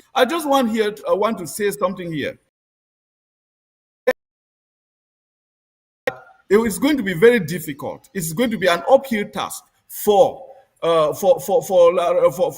civilian government to hand over power to Chiroma, who is winning very big here, because this is someone who has surrounded himself with military personnel who pay allegiance to him. So for a coup d'etat to happen in Cameroon, I don't think so is a possibility at this moment. Because first of all, we do not even have the kind of personnel, military people who have that independent mindset, who have the love of that country. Because these are people who are just seated there, promoted on daily basis for them to be looting the system, making money for themselves and their families. They don't care about the ordinary person. So for them to organize a coup d'etat, nobody is going to do that. But La Republique, Cameroonians need to sit and fight for the votes. The votes that they have cast today, they need to fight for that vote. They need to fight and make sure that everything counts, and whoever has won prevails at the end of the day. We know that the Constitutional Council, the ELECAM, these are appointed people by Biya's government, but I know that things can happen. Remember what happened with Yaya Jammeh in the Gambia. He knew, they gave him all the assurance he was going to win, and all the mathematics or arithmetic was done, and he saw that everything was in advantage. He lost guard for a minute, and this is what happened. He lost the election, and there was no way for him to even overturn it, because the population was with the candidate that won the election. That is what should happen in Cameroon. Now that Issa Chiroma is winning, let the population of Cameroon know that they have to defend the votes they have cast for this man to take over. If he wins, I'm not saying that he's better than Biya. No, I'm not a devil's advocate here. But what I'm just saying is that at least a change in leadership in Cameroon is going to change things to an extent, in a way that our liberation struggle is going to gain another tracking, or we are going to get another kind of support in one way or the other, be it whether we like it or not. Look, Nigeria, they have not been cooperating with us, but the struggle is good. Well, we have thousands of refugees in Nigeria. At least we can appreciate them for that. But all is not going well, so we must have vested interest in what is going on in La Republique, in their election. So we are watching, things are happening, and I'm very delighted. I see that the results are being posted online. We see in all the fora, that social media fora, we can see how they are putting. I'm surprised to see what is happening in Boya. in Monya, Boya Town, Limbe, in Kumba. A lot is coming. And I even saw, before I came on, I saw what is happening in Fundong.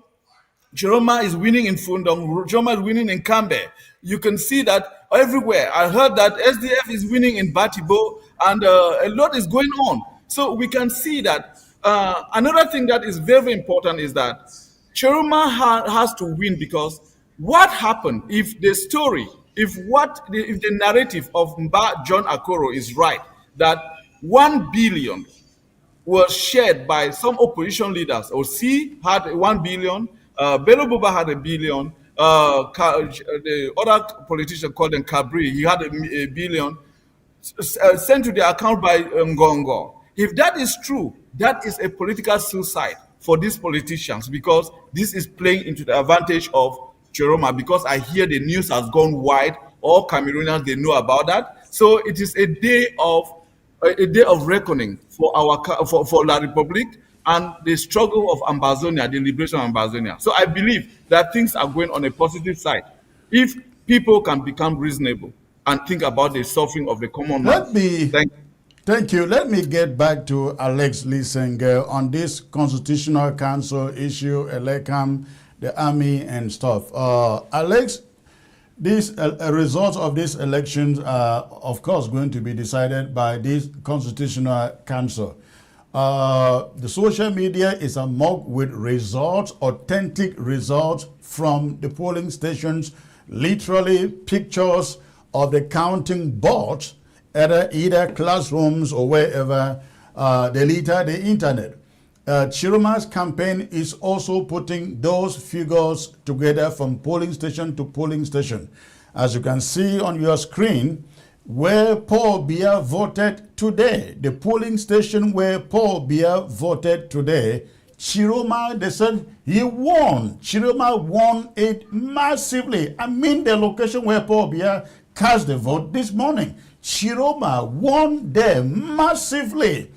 Alex, tell me if all that we are seeing is real, is true, that Chiroma is running away with a landslide. How can the Constitutional Council manipulate this at the end of the day to say that Chiroma did not win? Any idea? You are a lawyer. Yeah, I will first tell you that in an ideal world, I wouldn't doubt that Mr. Chiroma will win. But let me get back to Mark Beretta before I answer your question. Mark Beretta, they are misinterpreting what I say, that I'm not interested. I'm not saying I'm not interested in their election. If there's somebody who have been interested in La Republique political life ever since I was a child, non-stop until today, I'm part of that person. I am saying, whoever is going to be the president of La Republique du Cameroon, he is not going to change France controlling our monetary policy, managing the currency, money supply, inflation, or even Ibrahim Traore, who is independent, made a coup d'etat, is running the country. He has not been able to stop France CFA. That's what I'm talking about. So I'm not saying that I'm not interested. I've always been interested in Republic politics. That's why when they called me during the national dialogue, I went there and I made my point. So I've been there practically. I'm just saying, whoever wins the election, La Republique will still be under France. That's our difficulty. So again, as you say, when it comes to, I had the other person on the panel list, I cannot recall his name. He's saying there cannot be a coup d'etat in Cameroon. Listen, what I'm saying again, when they know that Chiroma have won, I quoted the case of Abiola. If they know they have no option, all those generals, they are the same people. And it must not be a general, even a junior military. They will organize and hand over and take over the country. That is not a coup d'etat. It's this type of things in what happened in Gabon. It will happen. If they know that France have not sanctioned Mr. Chiroma to be the next president, if they know, France always sanctioned, they will just look for a military man and give it. It will be hand over. It's not coup d'etat. Let me put it in quote. And at the end of the day, I sit on this program. If Mr. Clement Atangana, if I have £1 million to bet, he will come and declare that Mr. Bia wins. And that is when they see how the people react, the population is in the people's hands. If they see that the people are lax, they don't care after the announcement, they will stay there. But if the people come out and protest, what I mean, not just protest, the truth seekers to go away. They say, we want to defend 50,000 people marching to a 2D. Mr. Bia will run away. That's the only way. And if the people cannot do that, they will sit there because they believe we, the people of the Cameroon, they know that we are always scared. We are afraid of the gendarmes, the beasts, we are afraid to die. I know there is that determination there. And when the people, they go to the street, it is their right. Although Atanganji is making us to believe the people don't have a right to go to the street. Their constitution, Article 65, say you can go out and protest peacefully. If they believe their election have been stolen, they have a right to go peacefully holding placard, and they even have a right to go right to the gates of A2D.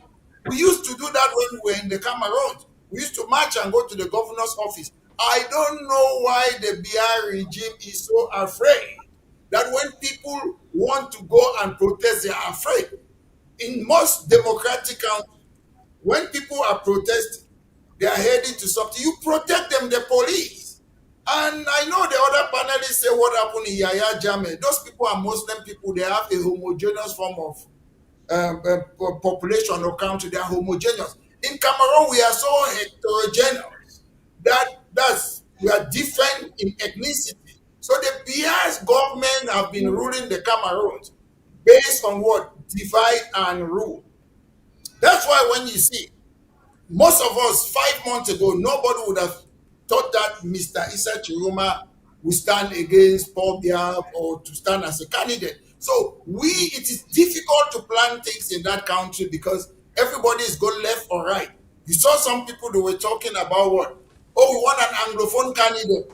But instead of supporting the Anglophone candidate who is there, like Joshua Osi, they skip to Chiroma. So you see, you don't know. It's just like a rolling stone. We keep on going in Cameroon. So we don't know which direction we are going. But the point is, the people are tired. The people are fed up. They want to look something new. But what I'm worried is that I don't want to see the same thing in 1982 when Mr. Biya came in Boya and said, I was born a Cameroonian. I will live a Cameroonian.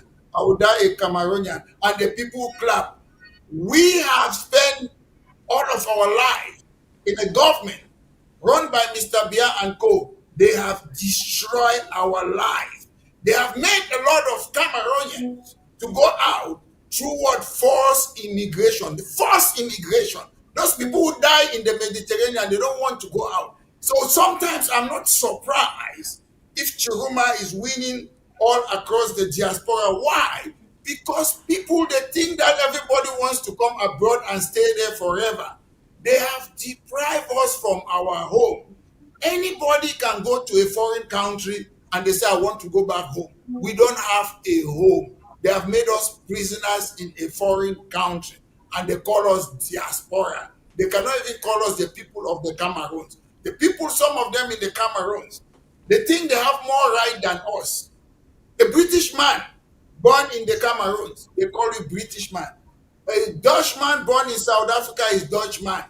But when they see us, it's diasporas. It sounds as if enemies of Cameroon, which is very bad. And I'm not surprised that Mr. Chiroma is winning everywhere in the diaspora because they think that when we come there, home is home. We have to have a choice. You come abroad, you like to go back to your country, you go back. But these people, they have all the brains. Some of my friends who had scholarships, they are in Britain, all over the world. They cannot go back home. And it was the government that was sponsoring them to stay abroad.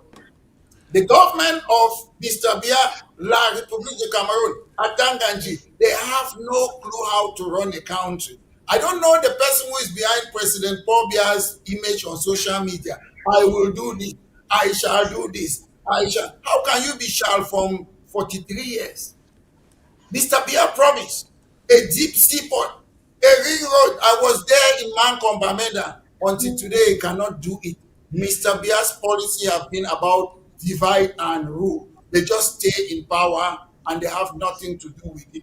Now we have Mr. Ngongo, an unelected official with Chantal Bia. They are running a country.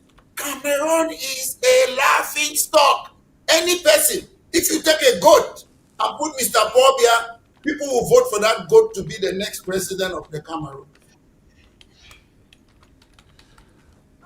Well, let me take you guys to Douala, where we are having some results there according to information coming from Douala. Of course, we cannot confirm this. We are going by what people who have been monitoring the polling stations are sending to us. In Douala, they say Douala A.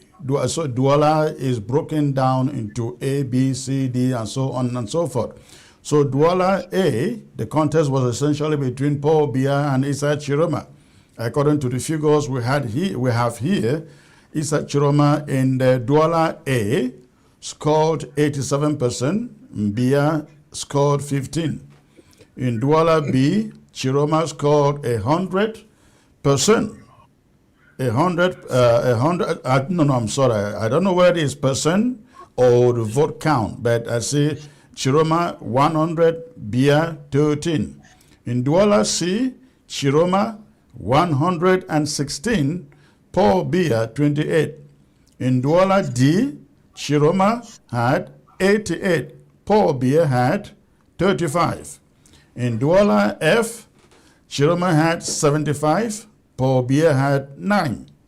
In Douala H, Chiroma had 106, and Paul Bia had 21. And then lastly, Douala K, Chiroma had 153 against 15 for Paul Bia.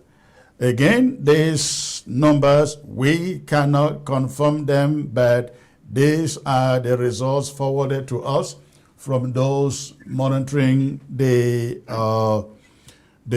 polling stations. The polling stations. I also have some results here coming from Bafoussam. From Bafoussam. Number voted 200. I think it's part of Bafoussam, so I won't read this. I won't read just a little part or a chunk of Bafoussam, not the entire west region. So I won't read this. If we have the full results from the west region, we will read that. But we will be waiting for that. And I have other results which are being sent to me here.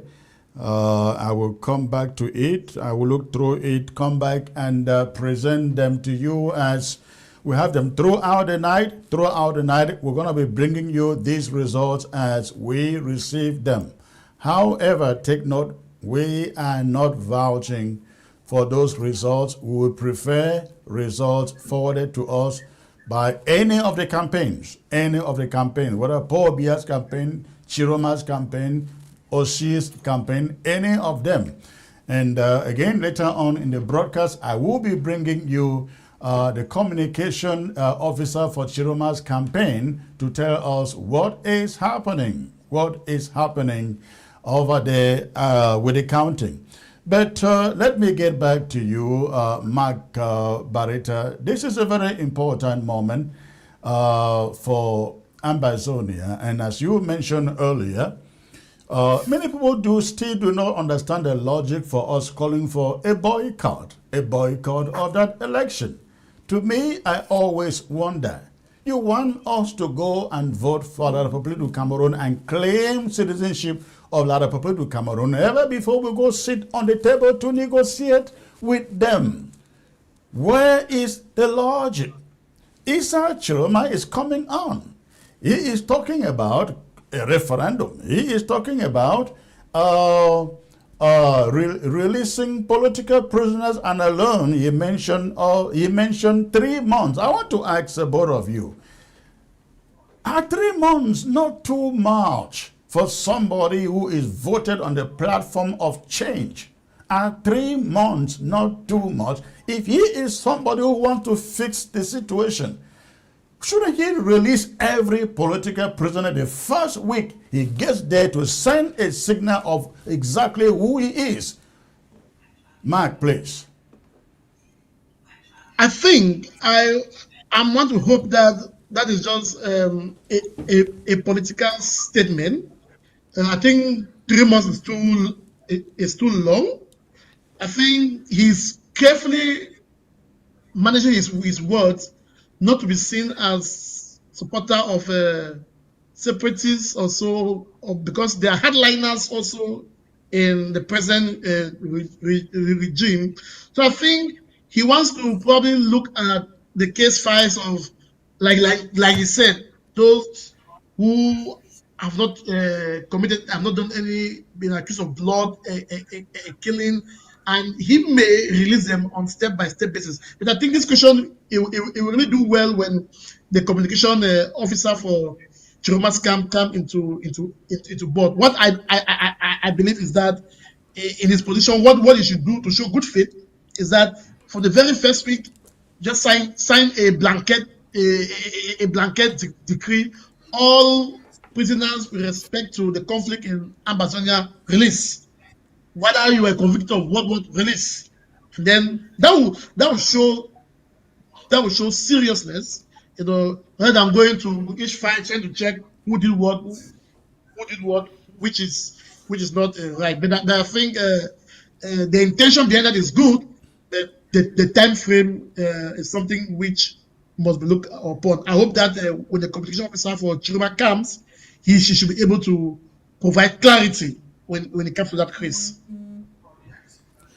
Dr. Tenjo, what do you think? Well, I think that 3 months is quite a very, very long time for him to take those actions. And I also agree with Comrade Mark that it's a political statement. You know, he has been campaigning all over Cameroon, and he has to pacify things in a way that he puts himself in a position where he is not going to step on certain toes, especially the toes of hardliners when it comes to Cameroon politics.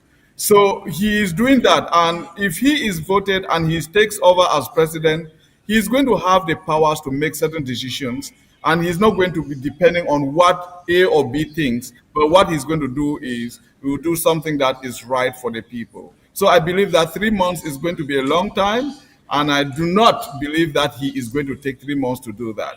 He is going to, like some of the cases, remember, in one of his statements that he made in Bamenda, he actually acknowledged the atrocities that La Republique has caused in Ambazonia. So he said that he knew about that, and he's really apologized to the Ambazonian people for the atrocities, the killing of innocent civilians, killing of our people that occurred.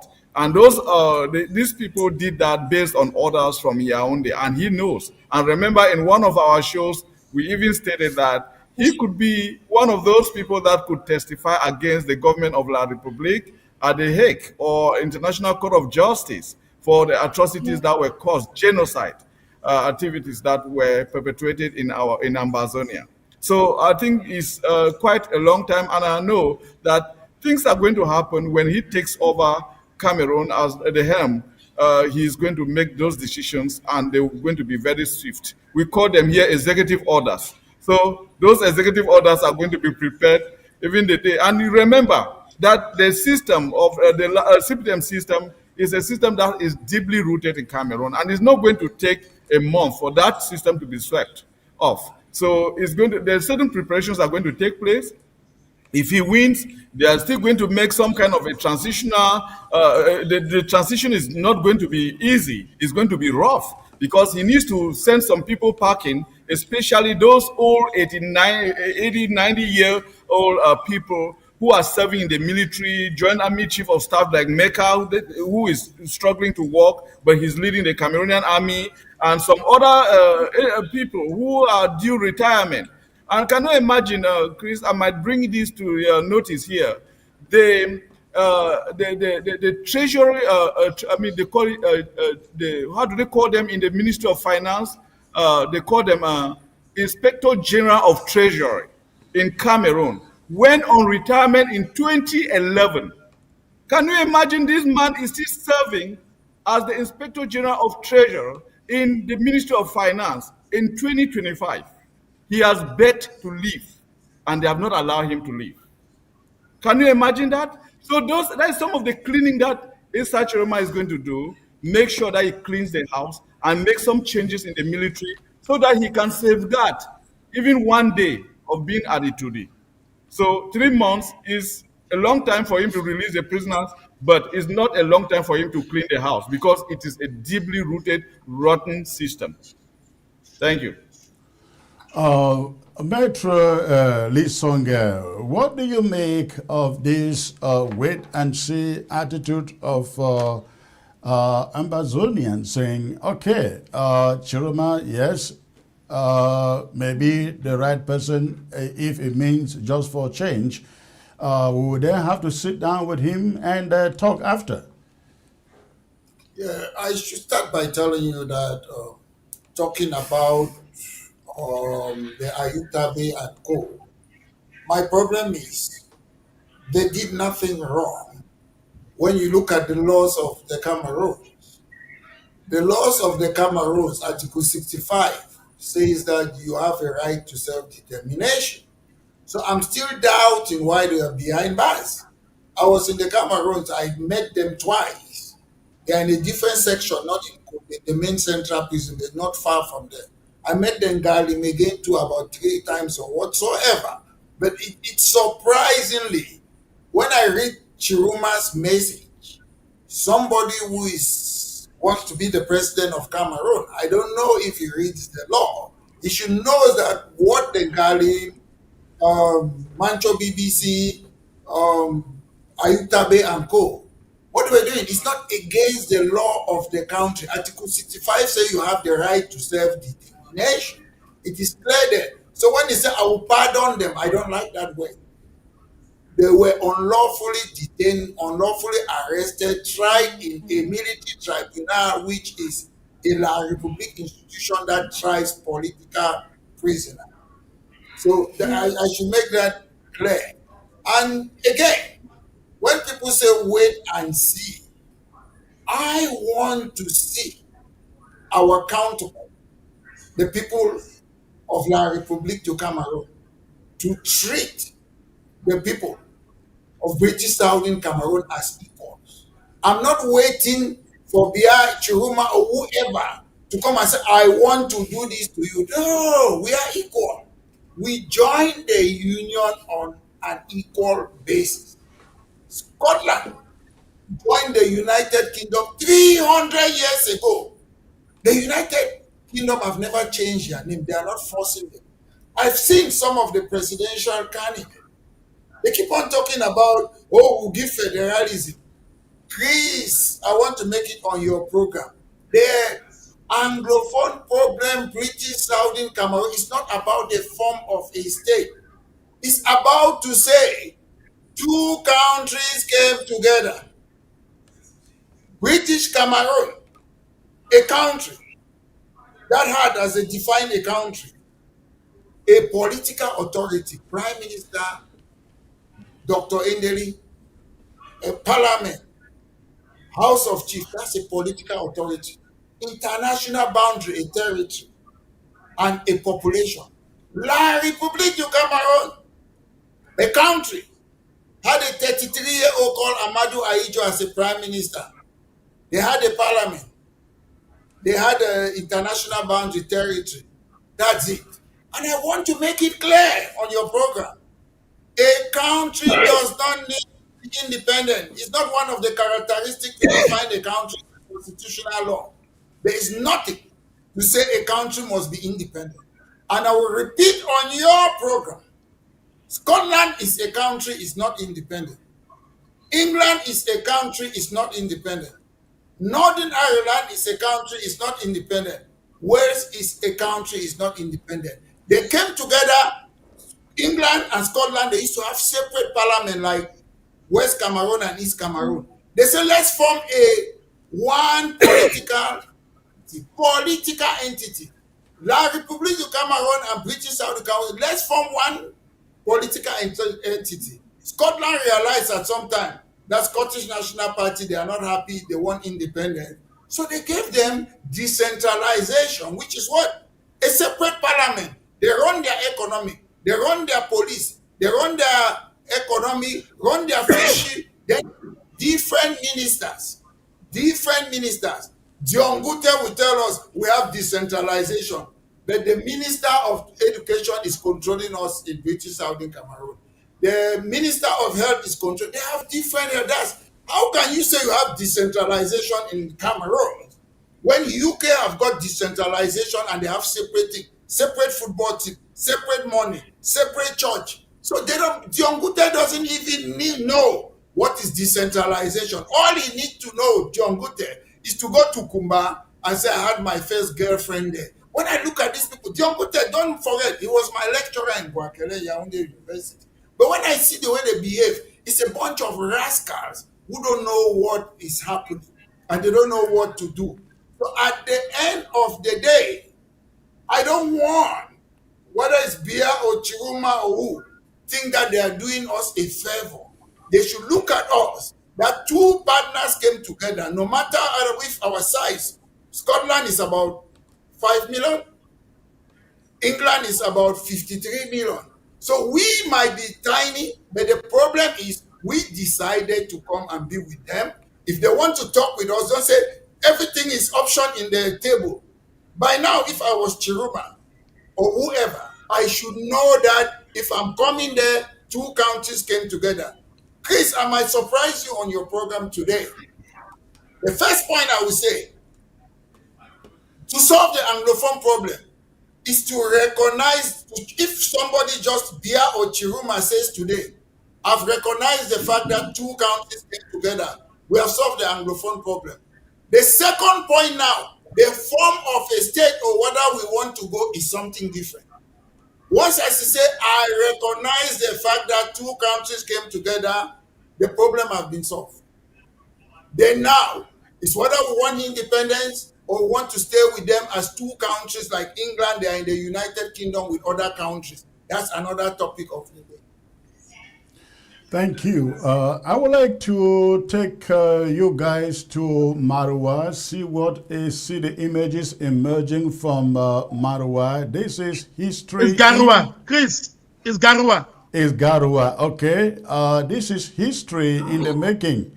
Ladies and gentlemen, history in the making. We are looking at there at Garua. Look at that. That is Garua.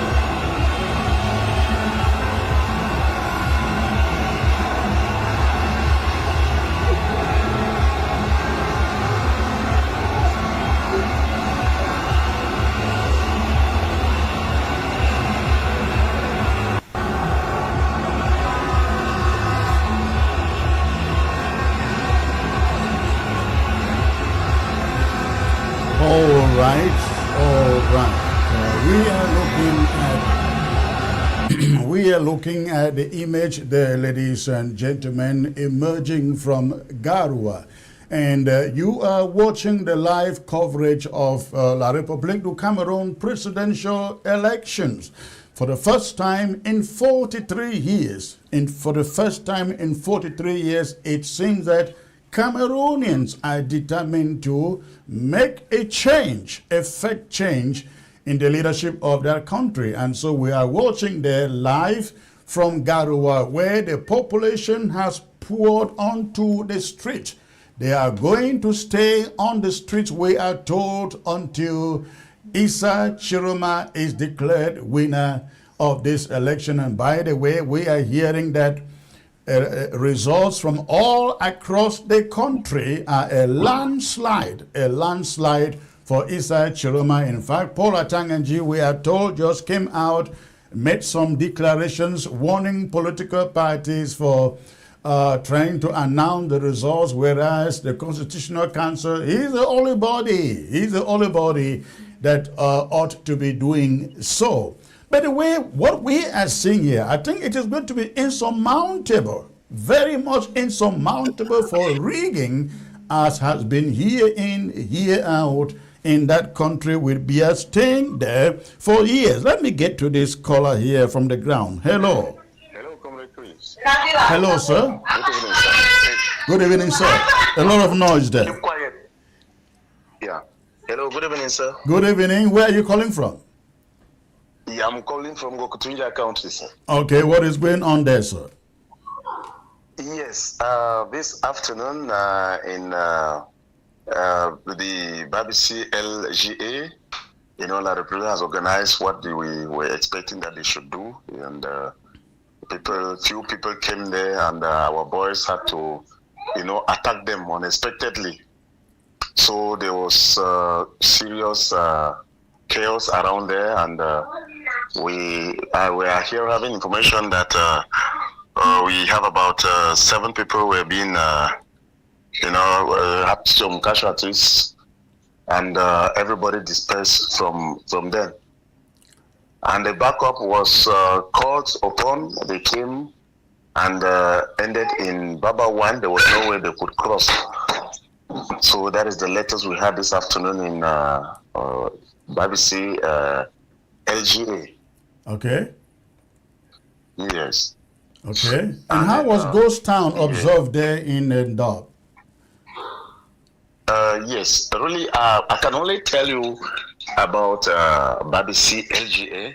Okay. Where in places like Baba 1, nobody was seen outside. It was only at about 3 p.m. that few people were seen moving around. But in BBC LGA, as I have said, there was our boys attacked the police station, and people ran helter-skelter. Okay. The Ambazonians attacked the polling station? Yes. Okay. And where were these people running helter-skelter? No, they were running back to their homes. Oh, okay. I guess there were some people who were trying to go and vote, or what? And vote, exactly.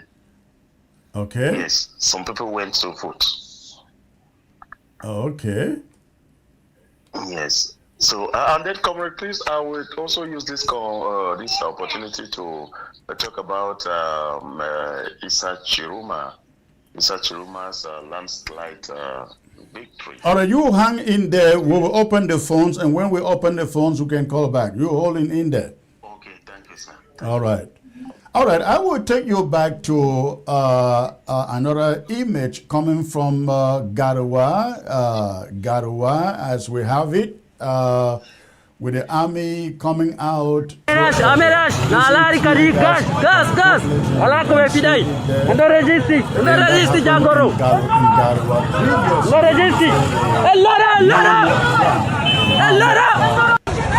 you see there.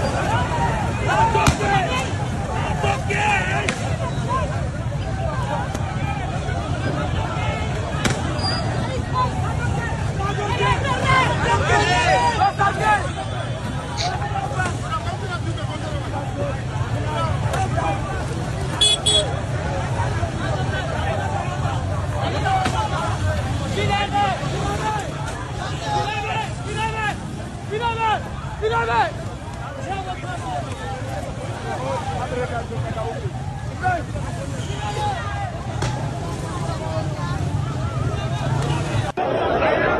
presa ro be ci sabo da benangabo da na African man dariato da presa ro be mota ro da presa ready do waraka alera sare pusek da na African man dariato.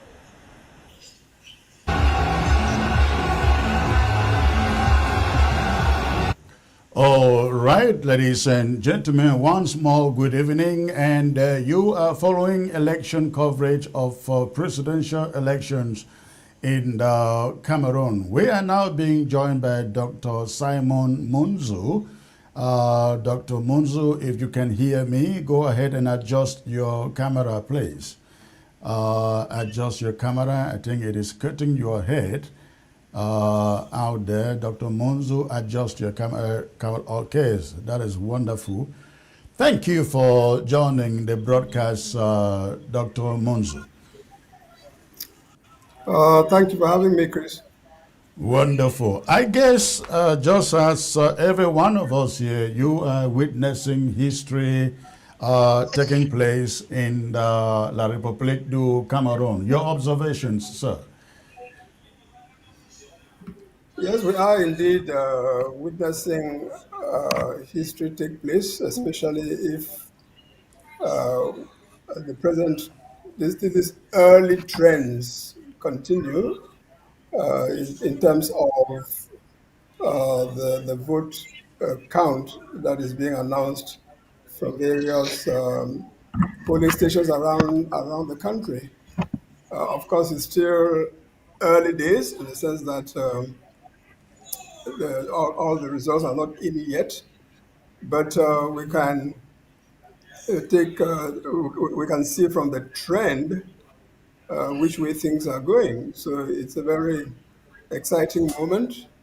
Cameroonians having been led only by two presidents in a space of more than 60 years, while in that same period, there are countries of comparable size and population in Africa which have had 7, 8, 9, 10 leaders. Yeah.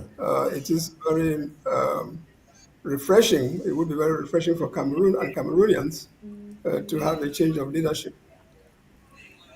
Do you think that the Constitutional Council in Cameroon is capable of stepping out and saying, hey, our hands are tied by virtue of the clamor, the opposition, the people's clamor for change vis-a-vis the results that they are seeing in this kind of mammoth crowds pouring onto the streets to stand by the people's candidate? Do you think, seeing this, the Constitutional Council is capable of reversing the result, assuming that it is what they are saying it is?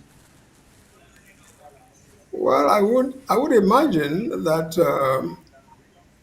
if this was the only thing that the establishment would rely on in order to maintain itself in power, yeah, we cannot put it past the Constitutional Council, which everyone acknowledges is an instrument in the hands of the incumbent regime.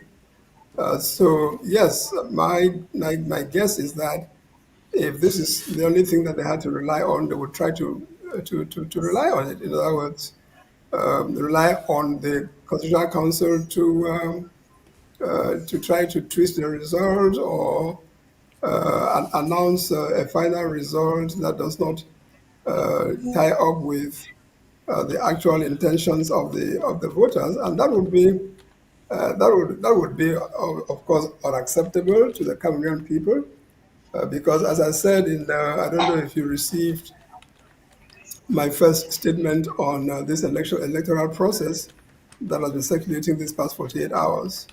I clearly stated that sovereignty, according to our constitution, belongs to us, the people, and we exercise it either through the President of the Republic and members of Parliament, or by referendum. So when we elect a president, we are not electing a master. We're electing a servant, someone who serves as the vehicle through which we, the sovereign people, exercise our sovereignty. Now, it's true that we've been used in this past 60 years or so to thinking that it is the opposite that is true. So, in other words, um, projection from the colonial period, where the colonial people, the colonized people, were to serve the interest of the colonial master. When our people took over from the colonialists at the time of quote unquote independence, they placed themselves in the same position as the colonialists. They just simply became the new colonialists, expecting us, the people, to serve them instead of them serving us. So I have reason to believe that this election may just open the window for Cameroonians to begin to really exercise the sovereignty that belongs to them. And so any attempt by the government to play the usual the tricks this time as they did in previous elections is likely to be resisted because as you've just mentioned, it is no longer a matter of just political leaders as in the past, political leaders having to, especially the ones who lost or who were quote unquote whose victory was stolen, having to be the ones to reclaim that victory. There's every indication that this time, if they were to try to do that, it would not only be the political leaders who would be reclaiming that victory, it would be the people, the population. Well, I think it is a revolution, they say, and yes, it is no longer a battle, a political battle for the politicians or political parties. Uh, it is a battle on reforming that country. Coming into the elections, Chiroma went into an alliance they call Union for Change, and they gave him one term if he wins to transform the country politically, economically, militarily. However, nobody knows what kind of term they are talking about. Is it a 5 years term, a 7 years term as instituted by Paul Biya? You are a constitutionalist lawyer, Dr. Monzo. What would you prefer to see happen, a 5 years term or 7 years term? As a new well, I mean, the Constitution, at least until it is eventually amended, you see, for the way it is now, at the point that we are holding this election, the Constitution provides that the term of office of President of the Republic is 7 years. It's 7 years. So anyone who wins this election would be gaining a 7-year term of office. That's clear. However, as you must know, in the run-up to the commencement of the campaign, Issa Chiroma agreed on the terms that were proposed by that Union for Change, which you referred to. The Union for Change prepared a memorandum that they submitted to all candidates, saying that those who accept the terms of this memorandum should come into a coalition, and amongst them they will decide who should be the consensus candidate. And Issa Chiroma is on record as having been the first, if not the only, of those 11 candidates, because we didn't see Mr. Biya coming into this. But among the 11 other candidates, Issa Chiroma is reported to have been the one who readily agreed on those terms and signed up on this agreement. And according to that agreement, he is supposed, or he would, serving one term of, the way they put it is 3 to 5 years. 3 to 5 years. So in other words, it will not be a 7-year term. It will be a term of 3 to 5 years.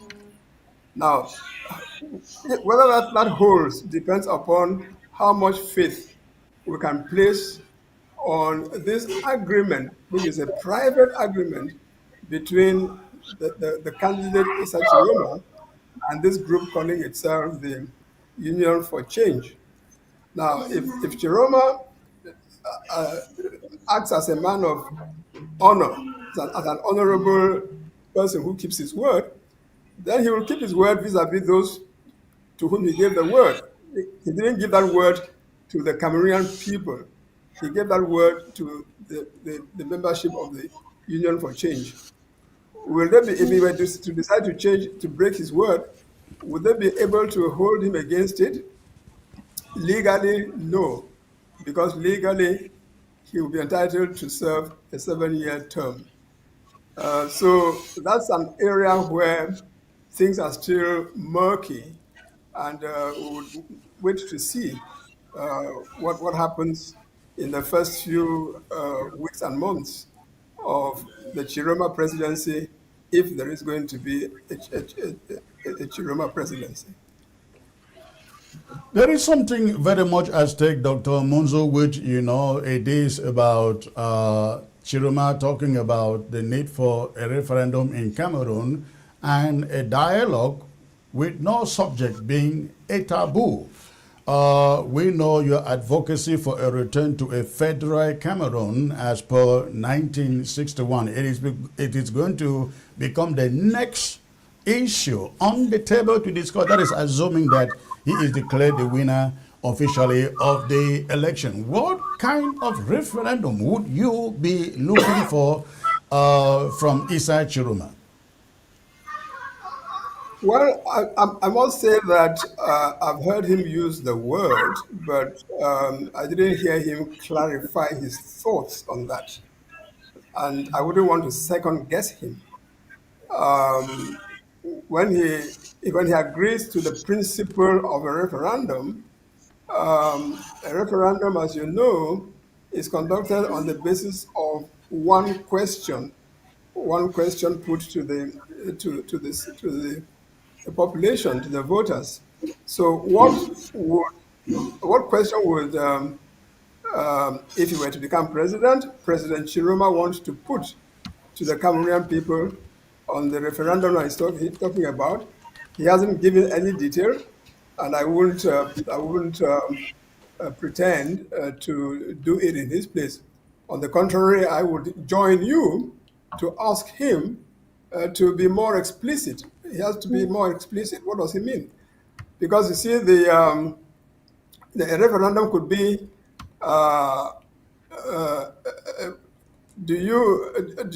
first of all, who will be taking part in the referendum? If it's a referendum to be held only in the northwest and southwest regions, if you like, the Anglophone part of Cameroon, it could be a question like, do you want, after this past 60 years of forming a union with La République du Cameroon, do you want to continue in that union? Yes. That would be a question for referendum. Yes. And of course, it would be from the perspective of opening the possibility of separation and eventually the former Southern Cameroons regaining its independence. That would be a referendum question. But it could also a referendum conducted for the entire Cameroon could be in terms of, it could also be, do you want, after 60 years, do you want the union between the former Southern Cameroons and the former Republic of Cameroon to end? That can be a question to the entire nation in a national referendum. But it could also be a question like, having regard to the state of our country right now, are you for or against a return of our country to a federal system of government. That would be a referendum on federation. So that's what I'm saying, that like you, I've heard Mr. Chiroma mention the possibility of organizing a referendum, but I would have liked to hear him say what question he will put to the Cameroonian people in a referendum. But Dr. Munzo, as an activist, as somebody who has been fighting for decades now for a referendum, a return to the 1961 status, wouldn't that be what you would be asking Chiroma to do? I have no doubt if they have to do anything like that, you will be consulted. What would you put on the table you would want to see him to do as Dr. Munzo? No, as Dr. Munzo and Chris, I think you as you've said, my position has been constant on this, and is based on my acknowledgement of the facts of our history, acknowledgement of the legal basis into which the country that we constitute today was created, etc., etc. Now, based on all of that, my position has been constant. It has been constant, and it is that, yes, I acknowledge that our two territories came together following the choice of the people of Southern Cameroon at the 11th February 1961 plebiscite. We formed a union, but given the fact that we were coming into that union with two different colonial experiences and heritages, we decided wisely that it would be a federal union, which allows each of the two territories to maintain its autonomy. Okay? And that 11 years later, when everything that militated in favor of us being a federation instead of a unitary state was still applicable, a pseudo referendum was organized on the 20th of May 1972, and based on that, the federation was abrogated, was replaced by a unitary state. And my argument has always been that that was wrong. It was a breach of the original agreement. It was wrong. And that breach needs to be repaired. And repairing it means we go back to the original agreement, the original intent, because all the conditions that militated in favor of that solution are still present. Okay. By contrast, I do not buy the idea that the UN did not complete its work of decolonizing the Southern Cameroons. I do not buy the idea, as you know, that the General Assembly Resolution 1608 did anything other than endorse our impending joining of the Republic of Cameroon. So based on all of that, and then again, I acknowledge the fact that it is as a result of the decision of our people to join the Republic of Cameroon and form a different country called Federal Republic of Cameroon that the trusteeship agreement between the United Nations and the United Kingdom for administering the Southern Cameroons was ended, and that the United Kingdom withdrew from Cameroon as a result of that. That even the Nigerian officers who were indirectly, administering Cameroon in the Southern Cameroon civil service, they all packed their bags and went back to Nigeria as a result of this. So there's no way we can deny that. Therefore, I say that yes, we formed one country with the Republic of Cameroon since 1st of October 1961, but it was on the express agreement that we would be a federal union. So while remaining one, we have to go back to being a federal union. And therefore, if eventually President Chiroma were to seek my advice and my recommendation as to how we should proceed, I can tell you clearly that that is the recommendation that I'll make to him. Mr. President, when you guys say that Cameroon is one and indivisible, yes, it is one and indivisible in the same manner that your body and my body is one and indivisible.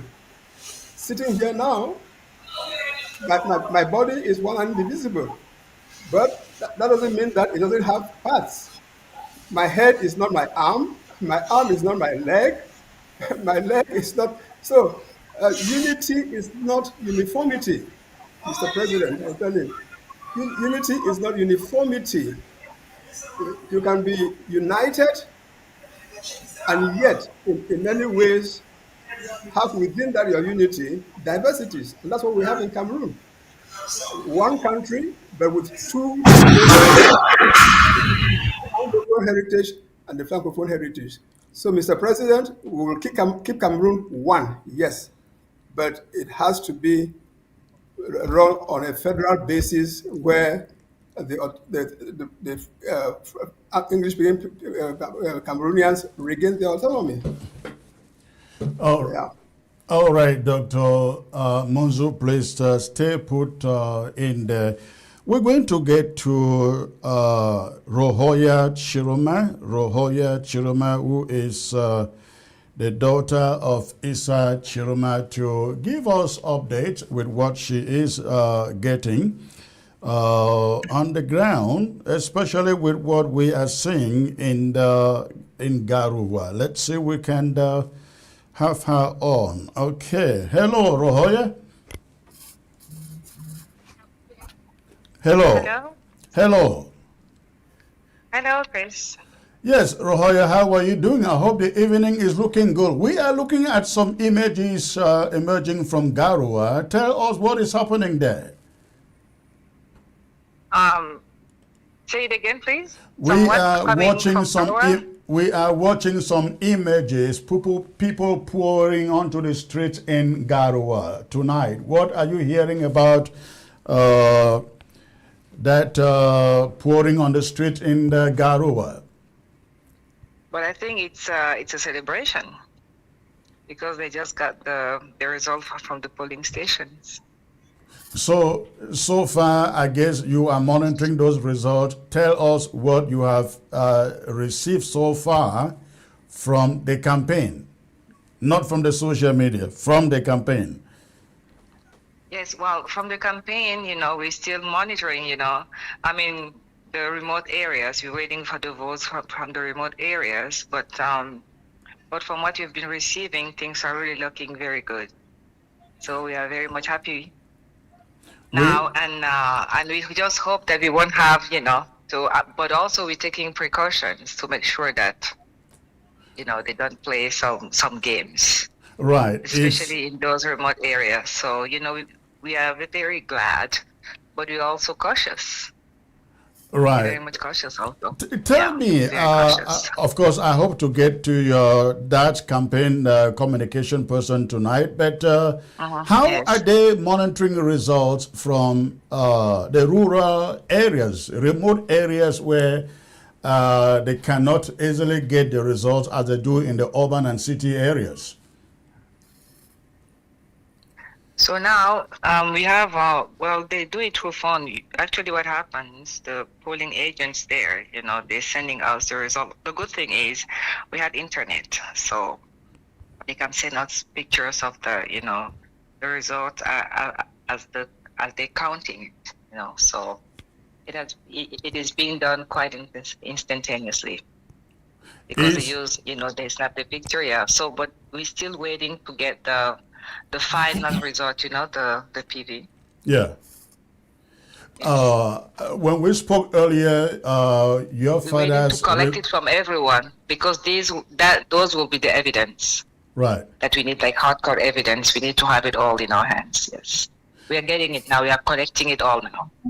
That's the main focus now. That's why all our mind is on that, getting all the, all the hardcore evidence of the results that we made.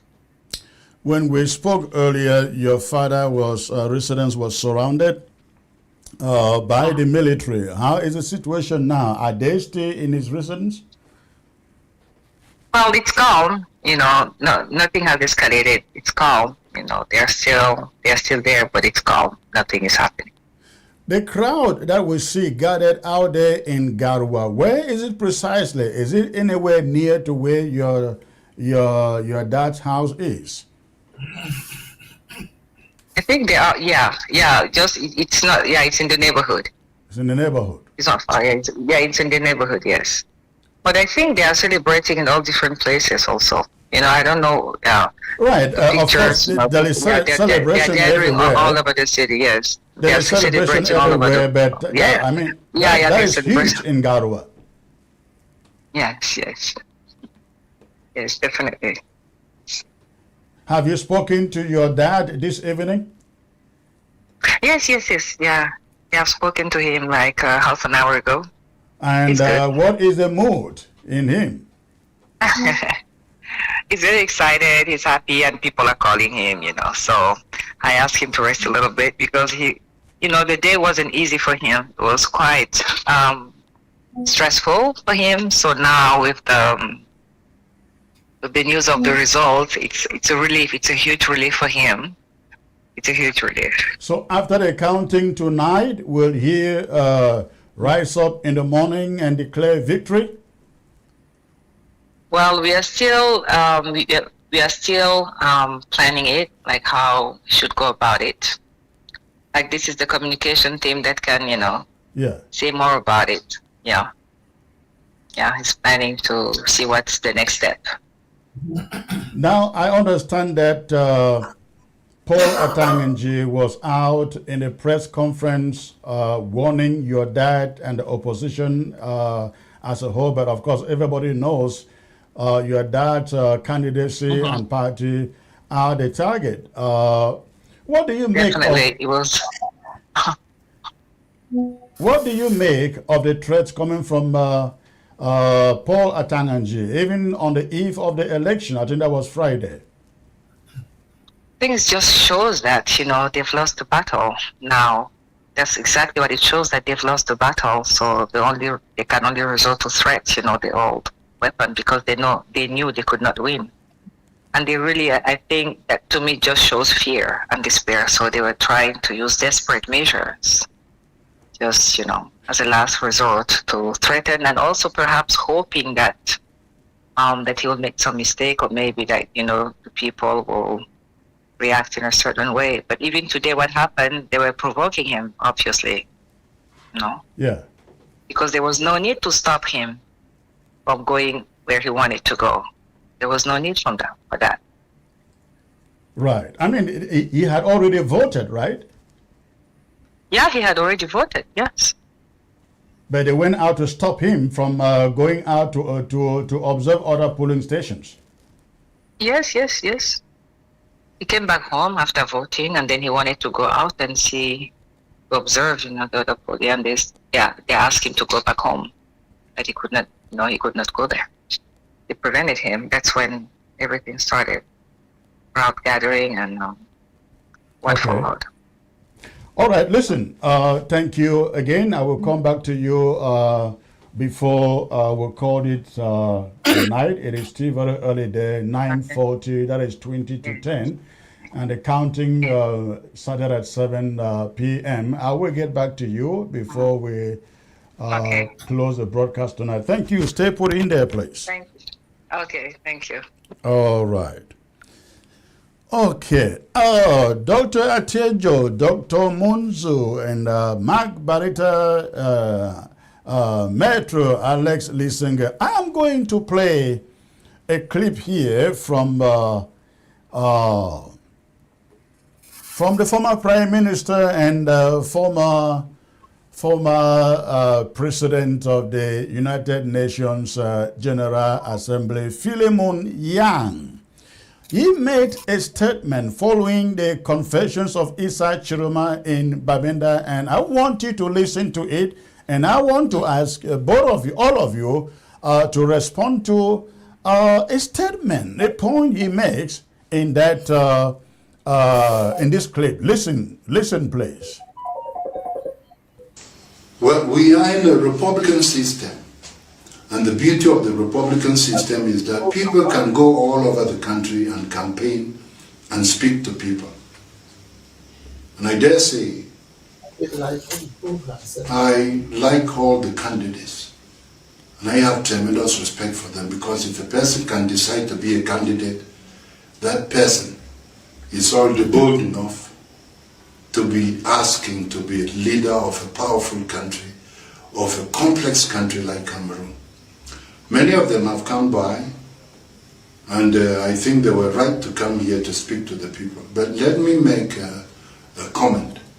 One of them, a former minister, Issa Chiroma, was here the other day.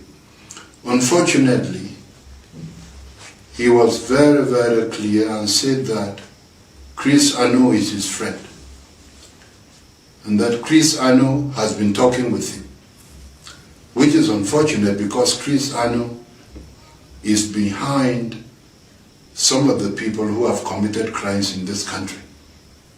So I think that candidate was being unfair to us to make somebody who has been a criminal look great. I don't share that. But he's perfectly right. I didn't say that. He said that, and it's his responsibility to deal with that. And it is his responsibility to deal with that. I would love you guys to decode what Philemon Yang is trying to say here. This is not about Chris Ano. It is about the assertion. It is Chiroma's responsibility to deal with that. Could it mean these people are looking for something to nail Issa Chiroma with after the election, to say he could never have won because he was out there praising, terrorists or secessionists, and that is why he lost the election? Dr. Mozu, let me start with you before I go to others. Oh, well, I mean, Chris, this it's so difficult to discuss issues like this, because a person makes a statement which could be interpreted in many different ways, and you find one person interpreting that in one way. You could indeed find another person interpreting it completely differently. So whose interpretation are we to take? For a start, would former Prime Minister Philemon Yang, someone whom I know well and whom I respect, is he suggesting that regardless of where we stand on issues in our country, we Cameroonians have to be enemies to each other? If I disagree with you, Chris Ano, do I have to be your enemy? Do you have to be my enemy? And if I continue to frequent you and we exchange visits and we talk on the phone and do that, can I not describe you as my friend? As a matter of fact, on that note, you, Chris, are you not my friend? Throughout this crisis period, where, as everybody knows, you and I have been on opposite sides of the spectrum. You are very right. Have we not remained civil to each other? Absolutely. Don't I talk to you? Don't you talk to me? Right. You are my brother. You are my friend, regardless of our difference of opinion. So how does Mr. Chiroma saying that his fellow compatriot, Chris Ano, although forget about that your Amber thing, you say you're not his compatriot, you're a different country, but Chris. He's not his best friend. So I would have understood what Mr. Chiroma meant. You are in contact with each other, you exchange views, you talk to each other, and you are not enemies. If you're not enemies, you are friends. So why is Prime Minister Philemon Yang trying to put a different spin on what, in good faith, is a banal statement.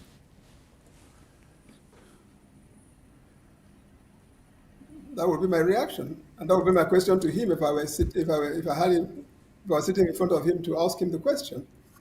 All right. Before I get back to others, let me take you back to Garoua to see these other images. Lara yite do, mi fu mi assister à Selman, mi fili fou, mi fili sojen fou. Je suis l'un de ceux qui ont bagarré pour le président Issa Chiroma. Voyez, nous on veut un changement. Nous voulons un changement. Chiroma est notre président pour définitif. Nous avons brûlé la voiture de la gendarmerie nationale. Oui, Issa Chiroma est notre président, je vous dis. Voyez, ils nous ont fui. Ils ont envoyé beaucoup de balles, 6 balles contre nous. Et voilà que nous avons vaincu, ils ont fui.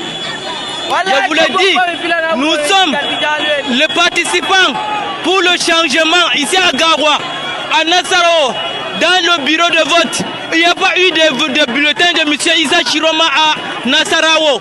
Au quartier Nassarawo à Garoua, il n'y a pas eu de bulletin de Issa Chiroma dans un bureau de vote. Voyez-vous, c'est normal. On veut un changement, on veut un changement. Ils ne peuvent rien nous faire. All right, all right. Let me get to Dr. Atianjo, if you can hear me. You look at these crowds out in Garoua without the announcement of the results.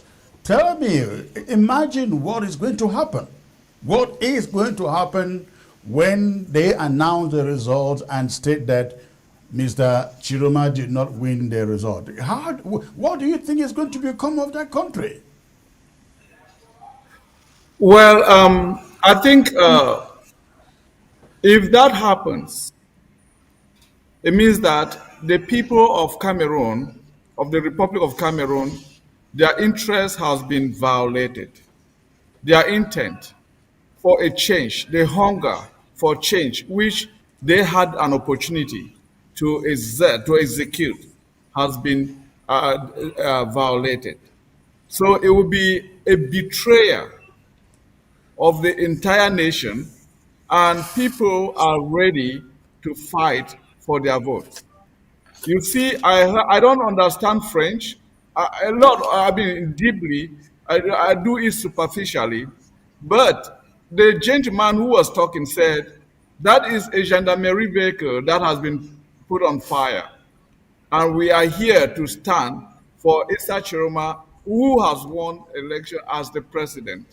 And we are behind him, and we are going to fight and make sure that he is installed as the president of Cameroon, of La République du Cameroon.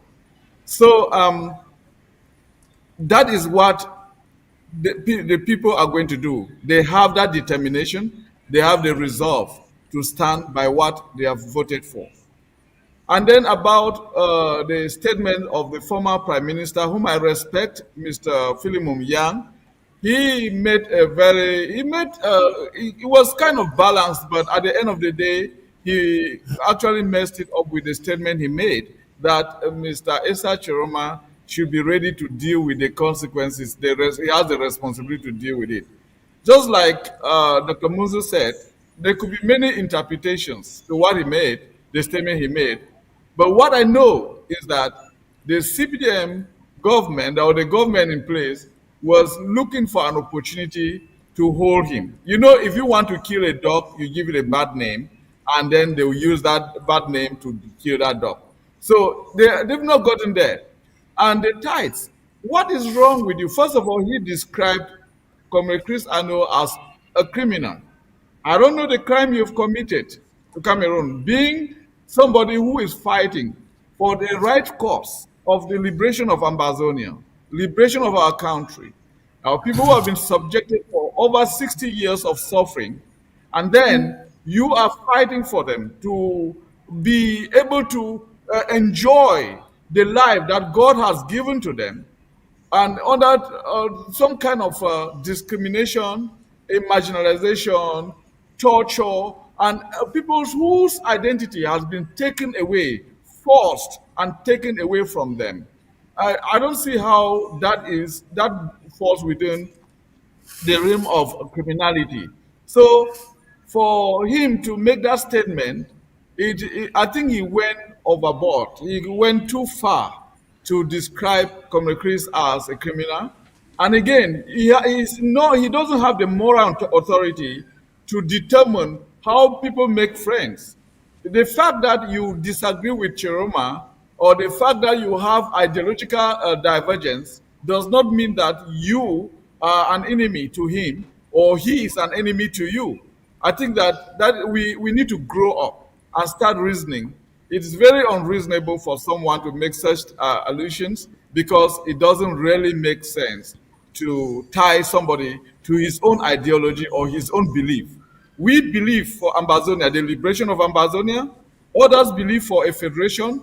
And just to say something about what Dr. Muzu said here, he said something about referendum, and he made it like he actually did not really define the population that is supposed to vote for a referendum. Because if they organize a referendum in Cameroon, and if that question and some of those questions pertains to the struggle for the liberation of Ambazonians, I think it is within the right of Ambazonians to vote for this, not a referendum that is going to be conducted for the entire nation of Cameroon or the unitary state that they call Cameroon, and including Ambazonia.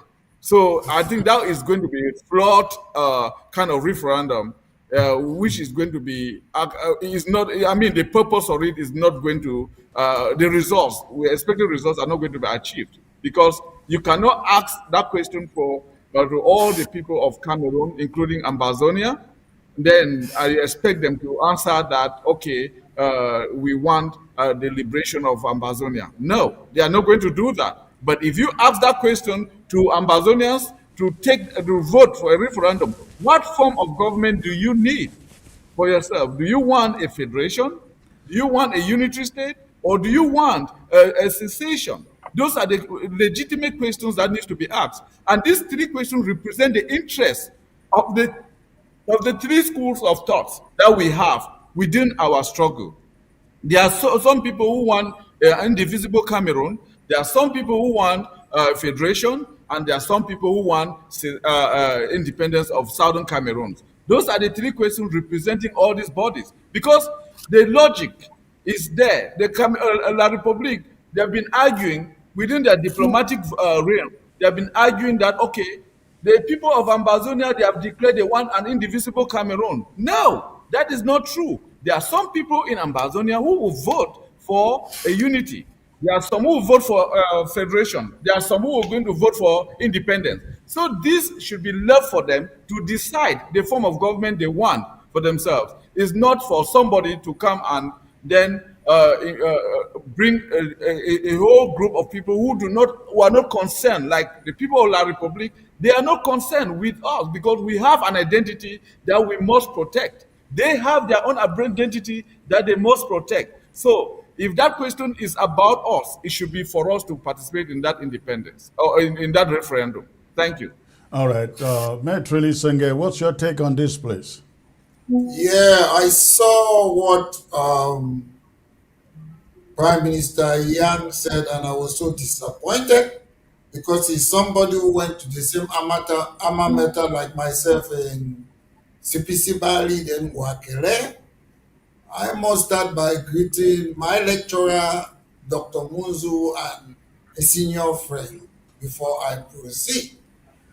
The problem is, I saw what he said, I was so disappointed because to me, the government of La République du Cameroun, to me, is a criminal syndicate. It's not a government. If you look at most of Mr. Bia's ministers, Titus Engo, you call all of them, you know the rest. Late Mendoza. Mr. Bia is the one appointing minister and putting them to prison. So Mr. Yang Philomon's colleagues have been all criminals. He has been working with criminals. So you should stop talking to people. This is somebody who went to Ngwakele and studied law and became a procureur in Boya. when he was a young man. So he stands and insult people. I presume Mr. Young Philemon is doing so for his own personal benefit. He was just the president of the is it United Nations General Assembly. He's not a serious person to me. To me, we should understand. I live in England. I've been doing politics in England for more than 20 years. Political opinion is not a problem. People are entitled to have different opinion. When I come and stand here, I can challenge Dr. Muzu. It doesn't mean I hate him. That's how we live in this country. I don't know why we think when somebody have different political opinion. Listen, there can be no Cameroons, whether French Cameroon, English Cameroon, without having a political party that want independence for Southern Cameroon. That's how it works. The people of Hawaii, whether they don't want to give it, America will not give it, they want independence. California in America, they want independence. France, there are people who want independence. In the UK, that's politics. We should not come and say, all of us, we agree. Okay, we have agreed now, no independence, let's go for federal. No, if you want your federalism, we'll continue to be doing the politics. We have political parties that want independence. We want political parties that are unionists. That's how democracy works. I don't know why we don't want to copy. To me, it's not sentiment. I have a lot of family people. One of the person who happened to have endorsed Bello Buba is married to my sister, the one I'm directly behind to. He was SDO in Northwest. He was SDO in Momo more than 35 years ago. Those who know him, Mongolon Diabe, is the one who registered SDF. He was Secretary General in Northwest. He was Vice President, Vice under Bello Buba. He has been there for 30 years. I know, I used to look at him. Why is this man doing with Bello Buba? But I come from a family that people have different opinion. He's from Mariwa. His name is Mongolian Diabel. The people of Northwest love him when he was SDO. When we used to have problem in the 1990s, he used to tell people, if you throw grenade there, you wash his hand, don't do this. He used to take John Fundi's family and put them in his house when he was Secretary General. People who, all of those were there, we knew him. He's from Mariwa, he's my in-law. We talk politics as friends. He resigned from Bello Buba's party for the first time about a month ago and endorsed Chiroma. So when I look people, I laugh sometimes. People don't know the people I know. But I come from a family. My half-brother used to be CPD and militant. Did. It's their problem. But I'm somebody. I believe that we need equal status. We have been annexed, we have been colonized, and nobody will come from La République du Cameroun and tell me that, okay, I'll give you people this. No, La République have no right to give us this. My point is, these people inherited their institution, France CSA 1945, ENS from France, École Normale Supérieure, Gendarmerie, Napoleonic Code, Civil Code.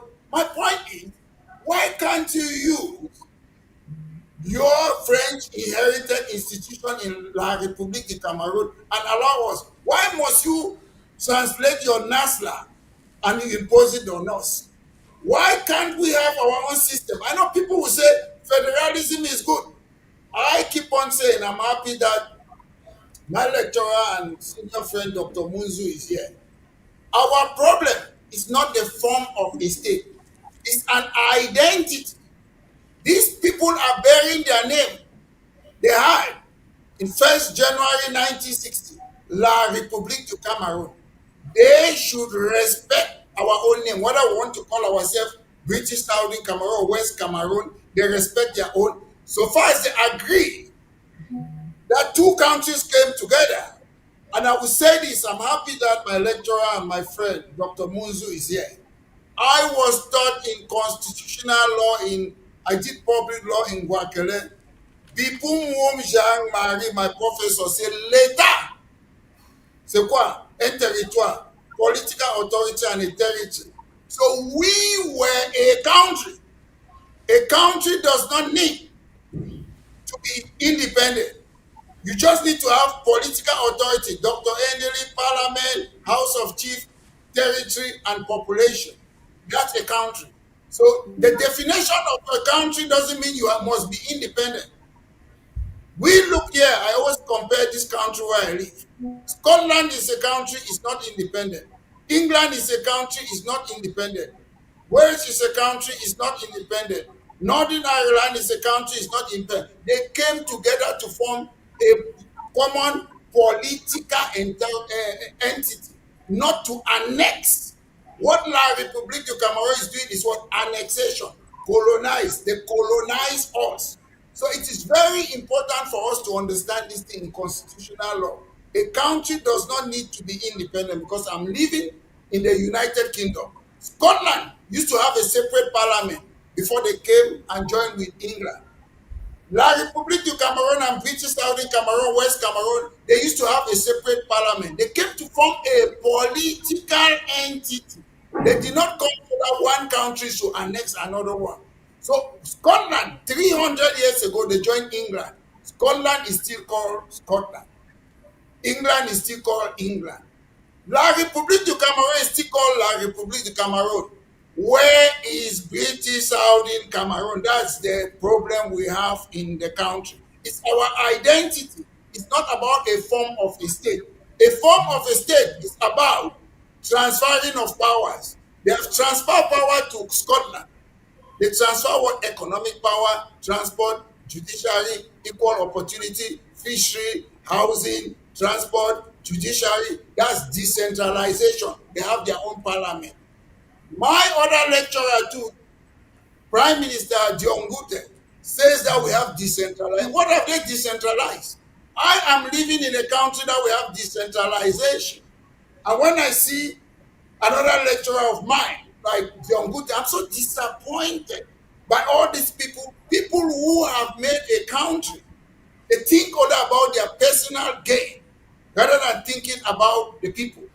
At the end of the day, I want to see a Cameroon, whether it's whoever is the president, we should respect those who want to say they want federalism, they should form a party and they stand for election. Those who want independence, they stand for it. That's how you run a country. You cannot say, no, Cameroon is one and indivisible. Yes, we joined them deliberately. We decided to join them. Scotland decided to join with England. And what did they do? They created a party, one independence. Scotland is controlling most of the decentralization, the parliament. They are controlling it now. After they got majority in parliament in Scotland, they gave them a referendum. Majority, they said 55% said they want to remain with United Kingdom, 45% said they want to leave.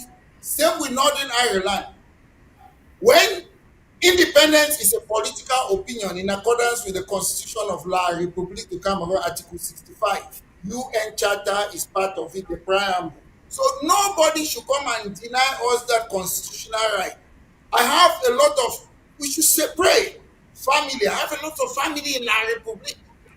I am in England. It doesn't mean my families in La République or British Cameroon, they are not my family.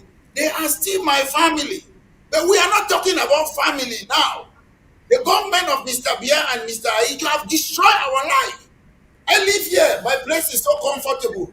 But I still love where I was born. I would have loved to be there time and again, whether I want to stay there permanently or come back. But they have done, the Bia regime, they have done what they call forced immigration. They make our children to die in the Mediterranean. They make people have seen through Mexico's cause. They pass through there. I look at it. These people don't care. Mr. Young Philemon, this is a political opinion. You people hate the people of the Cameroon. All right. Thank you, Metro. I will do something now. I would like to go back with Eric. Go back to Eric Chinje on the ground, who is covering this. Let me see if I can get him to get an update with what is going on the ground. Hello, Eric. Yes. Yes, Chris. Yes, sir. Good evening. I hope everything is going well. I am with you. I'm with you now. Yes, I'm still in with Mimi Mefo, but I can respond to any questions now. Sure, sure. It is quite interesting what we are seeing out there in Garawa, people pouring out on the streets. What is it all about? Well, I don't know if you, but you've been following. If you've been following the news coming out of the country at this time, obviously Mr. Chiroma looks to be ready to step in as the third president of Cameroon. Seems to be on the verge of winning the elections. We don't know for sure yet, but that's certainly the trend, and I think across the country you're seeing that wave. Now, yes, So we are hearing of it all over the country, even in Bastos, the polling station where Paul Biya himself voted. I learned that Chiroma carried it overwhelmingly. That's true. That's what the reports are saying. So I think we are looking at a historic change, which will result in a new president for Cameroon's second republic. So if things continue the way we are seeing, will Chiroma come out tonight or tomorrow morning to declare himself winner of the elections? No, I don't see him doing that. Why? I don't see him doing that, Chris. Somebody's calling me with information that may be helpful. Do you want me to take it and come back? Okay, sure. Go ahead. Yes. Okay. All right. We will get back to Eric Chinje there, ladies It's and quite interesting. gentlemen. In the meantime, let me get back to the panel. Mark Barretta, are you still here? Are you still there? Let me know whether you are there. I can see your image, but I think is it frozen or something like that? Mark, are you still there, please? It looks like it is frozen. It's frozen. Let me go back to Dr. Munzu. Dr. Munzu, if Chiroma ends up being the winner tonight, as people say, why should he not come out tomorrow and say, hey, thank you, Cameroonians, you voted for me, but I'm just waiting for the results to be officially pronounced, but you know, I am now your leader. I think Barretta is on. Let me get to him before I go back to Dr. Munzo. Barretta, take that question. Chris, what was the question about? I didn't get the question. Mark, go on. Yes. What is the question, Chris? The question is, why should Chiroma not go out tomorrow? You are hearing Eric Chinje. He is saying that he will not be coming out anytime soon to declare his victory to Cameroonians. If I were him, shouldn't I step out tomorrow and say, why we win? Why we wait for the official results to be announced? I am the winner by what our polling workers told us. Come on, Chris. Yes. I personally believe that Chiroma has been planning this election for at least more than a year. I personally believe so. I personally believe he has done that in a very secretive manner, in such a way that nobody knew.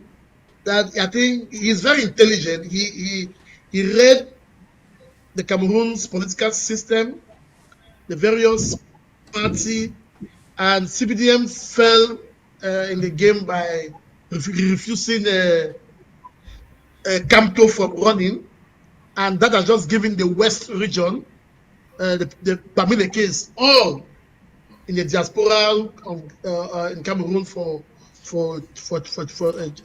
Chiroma. And because of that, I think Chiroma will come out. That's just my projection, but he will not come out at the time that anyone expected. You know, I think now he wants to come out when he's absolutely sure that all the returns from his agents on the ground, in the villages, in the communities, and in the cities are in his favor. And then he will come out probably to a tank.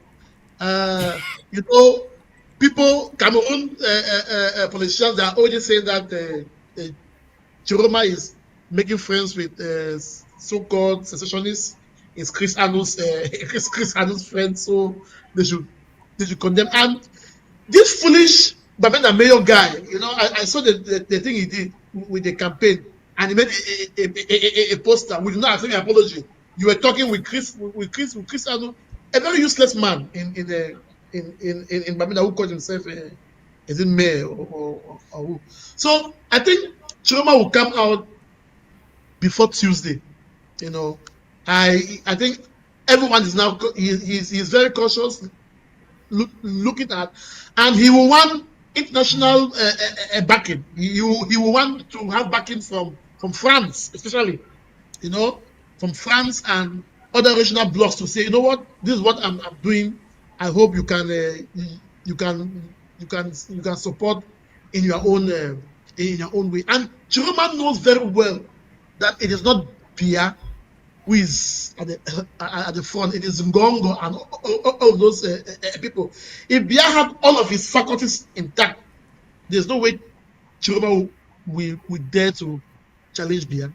He's doing it only because he knows that, as far as he's concerned, after being a prisoner in Cameroon, being in the opposition, joining President Bia, and after undergoing all of this all right, Mike, hold on there.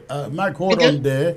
Hold on there. And Dr. Munzu, hold on there. I will get back to you. Let's get back to Eric Chinje, who has rejoined me to give us updates with what is happening there. Eric, so I was asking the question, why should Issa Chiroma not come out tomorrow and thank Cameroonians and saying, you voted me, and what the only thing I'm waiting for the official proclamation of the results? Well, Chris, so much is going on at this time. We have a very erratic government in charge currently, and there's still the government in charge. They have a minister who's totally erratic, totally, in my view, irresponsible, has been saying a lot of very irresponsible things. Sent troops to Issa Chiroma's house. Yeah. A few, just over an hour ago. Right. Now, he has to be careful. He cannot go faster than his legs can carry him. My thinking is, as soon as things settle down, maybe tomorrow, maybe the day after, Issa Chiroma will begin to make, address the what's going on. We're just talking to someone who's close to him right now, who just reassured me that he's safe, because there was beginning, the rumor had started that he may not be safe, but we now know he is. And there are more urgent things to take care of, and one of them is his security. The next is to be in a place where he can make certain declarations, and I think he will as soon as he can. Interesting. So, is the coalition of the results still going on or it is over tonight? Well, voting is ended across the country. There were some polling stations where there were long lines. A lot of people started late, and they could not, as long as they were within the precincts of the voting area, they had to be allowed to vote. But I think voting is closed everywhere across the country. Tabulation is going on now. The results, they're coming on in drips and drabs. But, the good thing is people are hanging around with their phones, recording the process and releasing these processes. So we're getting, what we know for sure is that the trend is in Issa's favor. He's almost winning by a landslide in most places. And we are confident that it'll be almost impossible for the tide to change. So we're just waiting for reality to settle in. I mean, the government will still try to figure out how to overturn things, but I don't think they're going to be able to do that. Yeah. Talking about Paul Atanganji, all the pronouncements he is making out there essentially directing them to Issa Chiroma. Issa Chiroma came out the other day in Bamenda and confessed that all the things he said He was just acting, defending the government for which he worked. What if Atanganji comes out tomorrow and say, you know, the things that I said, the government asked me to do it? Well, as long as he doesn't pose any act that results in more pain for Cameroonians, as long as he doesn't act in ways that interrupt the process of history, as long as he doesn't, you know, I mean, you know, words can be painful, words can be hurtful, but as long, you know, as long as they're just words and not action that actually results in, you know, people dying or something to that effect, we can still, you know, they can still be forgiven. And again, you know, to forgive is divine, and we hope we'll get to that.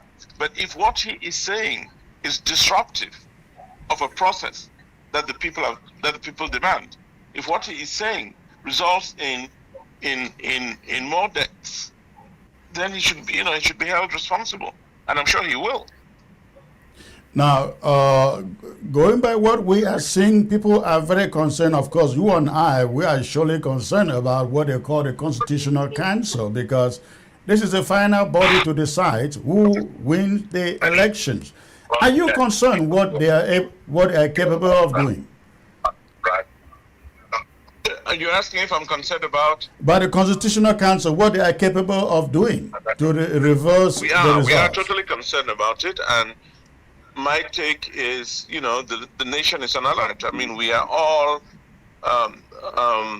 not only waiting for law to be read, but we are fully expecting that the president-elect will be declared and that he'll get to work after the 6th of November or whenever it is he's going to be sworn in. We're fully expecting that. But, you know, if he doesn't, then they will have to bear the consequences. They'll have to. I just hope that there are smarter people, there are more patriotic people around the government to know when to throw in their gloves. We must wait for that. We must hope for that. Assuming that the Constitutional Council, in collaboration with the government, overturns the results that we are seeing now, is Issa Chiroma and his team ready, and the people of Cameroon ready to defend these results at all costs? Mr. Chiroma is ready to defend those results at all costs, and I think the population of Cameroon will defend those results. He's won in Yaoundé. He's won in Bomekams, to Bia's own village. And he won in Bastos, where Paul Biya voted today. And he won in Bastos, where Biya voted. So no, I think the people of the country would defend those votes when they have to. All right. The Cameroonians will defend their, ultimately the voice of the people will be heard. Well, we're waiting to see what happens. I see there is a lot of hope out there. Now, one question before I let you go. Somebody came up with this idea. What if Paul Biya hands power to the military within now and December and walks away? Again, we hope he wouldn't do that. It's a very divided military. The Cameroonian military is not one homogeneous group of people. I have a strong sense that half the military may want to obey those orders. The other half may want to fight for the Republican cause and for what is constitutional. Again, we can't predict that future. Let's wait and see. All right, Eric. Where are they now with the vote counting? I guess it's still going on, right? It's still going on in some areas, but I think most of the votes have been counted. And people are sending them in to. There's a whole process for collecting and collating all of the results. Yeah. Of course, given the state of our infrastructure, in places where there's no electricity, so you can't even transmit electronically. Right. The places where there are no roads, it will take hours to get from one place to the divisional headquarters where they have to be submitted. Some of these results might take time to get to where they need to get to. What we have to do is to just be on the lookout for, there's no hanky-panky, no games are played with regard to what actually comes in to the administrative region headquarters where they have to go. Now, those results are going to, as you said, to the headquarters, to ELECAM. ELECAM would then put all the figures together and announce them. How long does it take ELECAM to announce the results? ELECAM will announce the results within the next couple of days, I think, and then it has about a week to get to the Constitutional Council to review, and then they'll make the announcement, I think, by the 20th. Okay. But it may not take that long, really. It may not take that long. All right, Eric, thanks for joining me. I wish you the best out there, sir, because we've been fighting for this for a while. Thank you very much, Chris. Thanks a lot. All right. Thank you. Okay, Dr. Munzu, you are hearing the analysts out there. Eric Chinje happened to be an insider with the Chiroma's campaign. And he is very optimistic that at the end of the day, Chiroma is going to prevail. What do you think of that optimism and, of course, the enthusiasm out there from the general public? Well, the enthusiasm is palpable and it's genuine because Cameroonians across the country really are hungry for change. But, at the same time, we have to be cautious. And if I were Chiroma, I would receive all what is happening now with a great deal of, elation, but keep that to myself for the time being. Why? Because we know the nature of the Cameroon and the Cameroonian terrain. What the CPDM and their candidate are likely to tell you is that much of Cameroon is in the rural areas. When it comes to moments like this, they project the CPDM as being the party of the rural areas, because they know that you, the elite, are in the big cities with your cameras and all your electronic sophistication of today. So they will tend to capitalize on the rural areas and claim that the rural population voted overwhelmingly in favor of the CPDM candidates. You would hear them at that moment tell you how the opposition candidates started work on the field only a few weeks ago, whereas the CPDM has been there, has its representation and its presence all through the country, and that they were able to garner the votes of the rural population. Chris, don't be surprised to wake up tomorrow and hear the CPDM and their candidate make that claim. So they will tell you, yes, we lost in Yaoundé, yes, we lost in Boya, yes, we lost in Douala, but we gained in the rural areas where the vast majority of Cameroonians and Cameroonians of voting age and Cameroonians who participated in this election live. Don't be surprised to hear them say that. So we are all, excited by the developments of the past 24 hours. We have every reason to hope that the trend that we have observed is confirmed, but at the same time, I would say that let's not run away with ourselves. until the final results are declared by the Constitutional Council. Now, linked to that is a question that you asked repeatedly about Issa Chiroma, perhaps even tomorrow, claiming his victory. I am not speaking for him. I am not anywhere near his campaign team. But I would, if I were to advise, I would say that he shouldn't do that. He shouldn't do that. Why? Because the electoral law is clear about the process for declaring the final result. The power to do so is given exclusively to the Constitutional Council.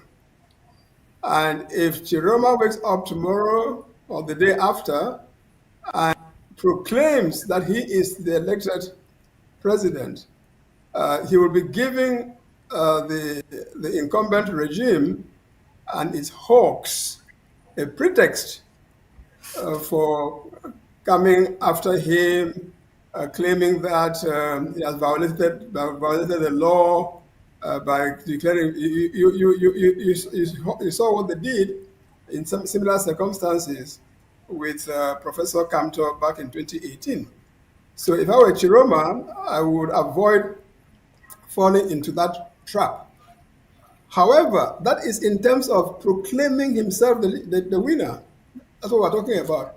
Yeah. That doesn't stop him, as you were hinting, but rather than just hint it, let's be explicit about it. That doesn't stop him making a speech in the next 48 hours, for example, precisely to reassure the population, because you see, it will be difficult for the population also to just sit after this euphoria of the last 24 hours, just sit and wait for the next 2 weeks for the Constitutional Council to proclaim the final result. Right. So Chiroma will need tactically to come in there somewhere and say, not that he has won the election, but to tell the Cameroonian people that the echoes that he's receiving from all around the country, from people who witnessed the counting of ballots in the polling stations, all the echoes he's getting indicate that the people of Cameroon have voted for change, and that he would embody that change. But then to say, however, let us all be patient. Let us all be patient to wait for the Constitutional Council to declare the final result as the law provides that it should do. But in the meantime, continue to be vigilant, because the counting and the collation and the validation is going to take place over the next few days at different levels, at different stages. At each of those stages, the candidates have a right to be represented. So he should simply put out his message for his agents, his polling agents, to remain vigilant at every stage of the way. So to summarize, number one, it will be tactically unwise for Chiroma to go ahead before the Constitutional Council says anything to proclaim himself the winner. He'll just be giving the establishment the pretext to come after him. Number two, in order not to keep the population waiting, for his supporters especially, waiting for too long, for the next week and a half, 2 weeks, without hearing from him, he should at some point make the kind of statement that I suggested earlier. And then number three, through all of that, he and his team and his supporters and his polling agents should maintain a continuous sense of vigilance with respect to respecting the voting intentions that were actually expressed by the Cameroonian people at the ballot box.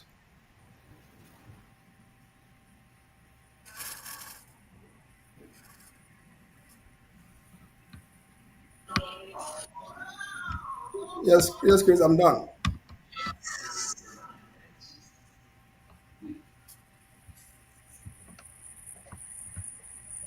Assuming that she had a relationship with Alana, will she quickly just jump and she's seeing this other girl? Does that make any sense? Like, logically, does that make sense? Well, yes. This lady makes my head hurt. That's a question that may I ask. I said it doesn't make As any sense. Chris, She's not even here up to a month. Chris, as it Did they looks, just It, eventually look, you think she was seeing Alana? Did it they looks just like there's call an issue Alana? with the connection. And she said, "Oh, we were jumping from."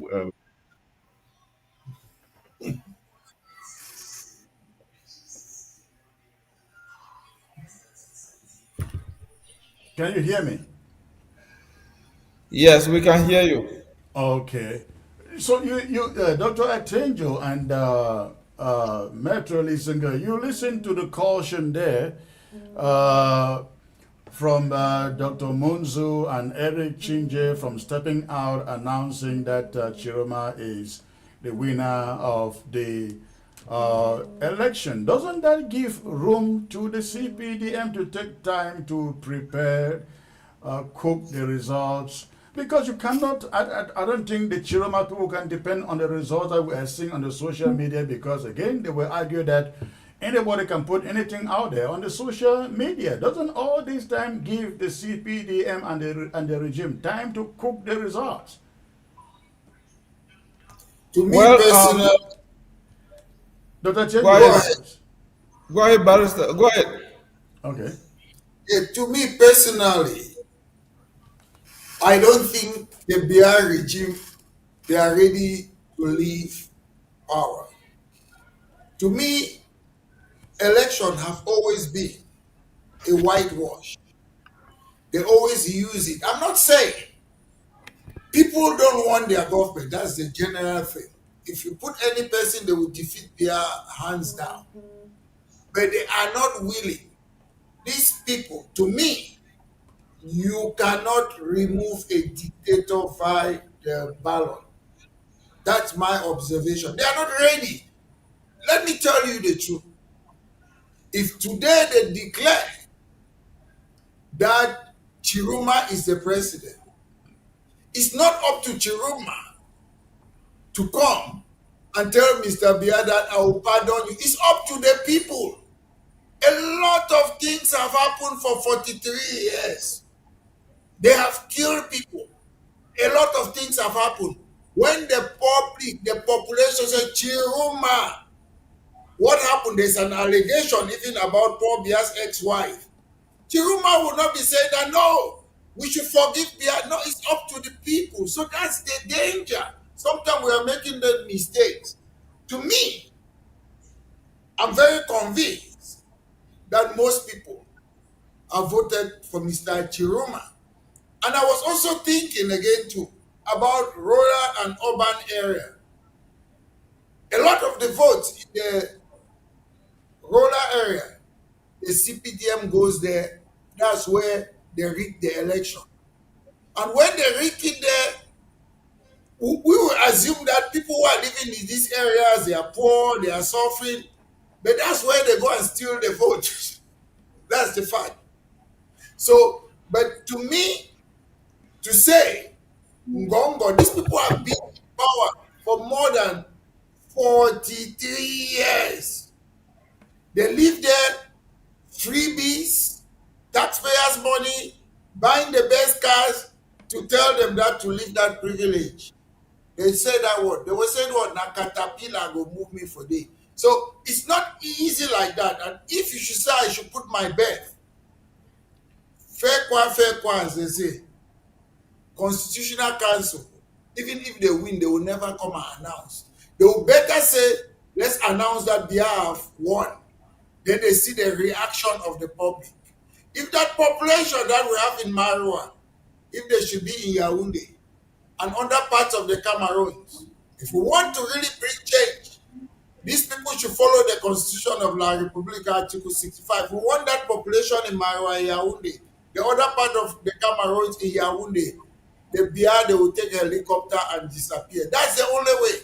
I cannot dream that these people will come and announce after 43 years and say, oh, we accept Mr. Chiruma. They will never do that. I want to be proven wrong. I want somebody to come and tell me that I was wrong.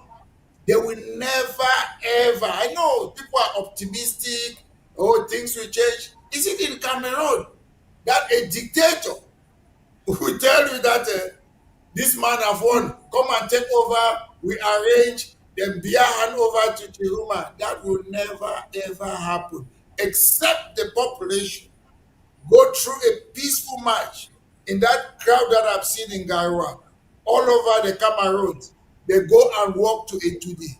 Mr. Bia's helicopter will take off, and there will be a transfer of power. If France doesn't approve Chiroma, there will be a transfer of power to one of their clique who is a military man. Thank you. Dr. Tienjo, sir. Yes, Comrade Chris, I see this as something that is going to be spiritual. I'm a very, I believe in what God can do, because the Bible says that what God can do, man, the minds of a man cannot imagine. So I agree with what my able panelist is saying here, Metre has said. Yeah, it's good to think about that. The fear that people have been in power for 43 years and it's not easy for them to leave. Yes, I agree with that. But there are certain situations that might present to them and they see that there's no way they can turn things around. Given what is going on, you ask a question, if Chiroma can go out there and talk to the people, can he declare himself as the winner? Absolutely no, he cannot. The Constitution doesn't allow that. But he can do that in an indirect way. He can go out there, praise the people, applaud them, thank them, appreciate them, and remind the system that he is aware of the results that are coming. And that if anything changes from what is being certified as the results that are coming in, then he is ready to sit up, to stand for those votes. And you encourage the people. And I don't think that you can see the trend that has happened in Cameroon during this election season. Many people have expressed their dissatisfaction with the current government. What has happened? All ordinary Cameroonians are suffering. They are suffering. The common man is suffering. A lot of thousands of graduates have graduated from the university, no jobs. In 43 years in power, Biya has created no jobs. The infrastructure of Cameroon are decaying. I mean, the institutions have been demolished. All sort of things. There's nothing, anything good about Cameroon has been destroyed within 43 years. And one thing I see here is that even the CPDM militants, the CPDM supporters, diehard supporters of this government, have actually observed it and have seen. They can testify that they have destroyed the country. They are aware of that, but the way of exiting the scene has been a difficult situation. And this is an opportunity for them to get themselves ready to depart, to leave the country they have destroyed. They have spent all their lives destroying. First of all, they have been looting a lot of money from Cameroon. They have looted the Cameroonian taxpayer money, and they have invested in overseas. They have saved this money in foreign banks. So, yes, are they going to go out there? Are they going to relinquish power easily? No, absolutely no. But conditions can present themselves in a way that they will say, you know what? We cannot do anything. There's nothing we can do here. And I also support the fact that Cameroonians should get out there and fight for the votes they have cast.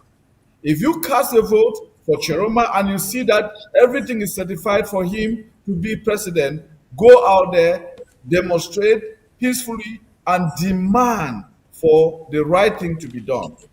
Yes, I know that they can't, like what Dr. Munzi said here. He said that they're going to pull the card from the rural areas. I know that is what is going to happen. But what we know is that things you can lie to the people all the time. I mean, sometimes, but you can't lie to them all the time. It's always said that. So you see that Chiruma did not just wake up from bed to run for this election. I am very sure that he had prepared, and that is why the CPT and the government is divided. You heard what Comrade Mba John Akoro said here, that the government is divided. There are some people who are in the good books of Ngongo, there are some who are in the bad books of Ngongo, and they are going to. Where do you think Jeroma got money for this campaign? Because some big powers within the government supported him. So these people are not just going to sit there. You think that for Jeroma to win in Vomeka, Bia's village, he doesn't have people there? He has people there. For him to win in the Bastos, you think that he doesn't have people? He has people there. He has people everywhere. And these are people who are deeply rooted in the system that is in Cameroon. And I don't think that these people are just going to sit there and allow the Constitutional Court to doctor the results and do whatever they want to do. They might be biased appointees, but I don't think that they have the power. They are going to have that courage to rig the election, given what the population is doing. If you look at what is happening in Garoua now, looking at the screen, I can see that there are more than 1 million people on the street. If you look at the population, it's a mammoth population that has turned out. And if this population turns out in Douala, Bafoussam, Yaoundé, Bamen, I'm not talking about Ambazen because they are not going to, we're not part of this thing.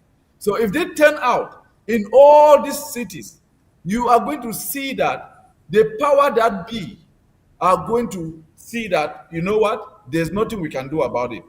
The threats that are coming from Mr. Atanganji, who is the Minister of Territorial Administration, just to follow up what Mr. Eric Chiji said here. He said he is erratic and irresponsible, and it's true. That is somebody who can do anything to cause harm because he doesn't even value life.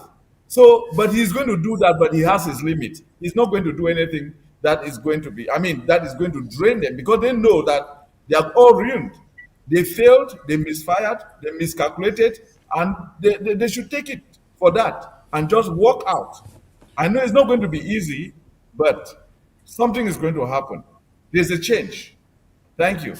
There will be change. Let's look at this scenario, Dr. Munzo. What if waking up tomorrow or the next day, and you have the international community sending messages of recognition to Issa Chiroma for winning the vote?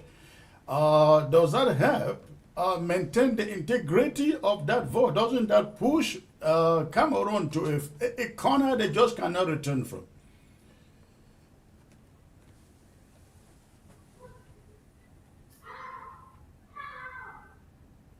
You are muted.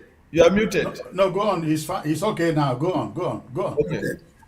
No, that's not likely to happen. The international community will defer to the legal provisions that govern this thing in Cameroon, and they are aware that under the Cameroonian electoral law, it is the Constitutional Council that declares the winner, and that the Constitutional Council has up to, I think, 2 weeks. It doesn't have to wait until the full 2 weeks. If it finds that as a result of the fact that there are no challenges to the vote that they have to decide and all of that, they can, as soon as they receive the returns from ELECAM, if there are no challenges and therefore there are no appeals to consider, then they can, within a week, declare the final result. They don't have to wait for 2 weeks, but they can take up to 2 weeks. Now, so I don't see anyone in the international community, while waiting for that 2-week period, coming up issuing statements saying that they recognize Mr. Chiroma as the new president. Now, the circumstances where a scenario like that may happen is where the international community is aware that Chiroma won, and the government announces a contrary result, and as someone said, the population goes out to fight to protect that result.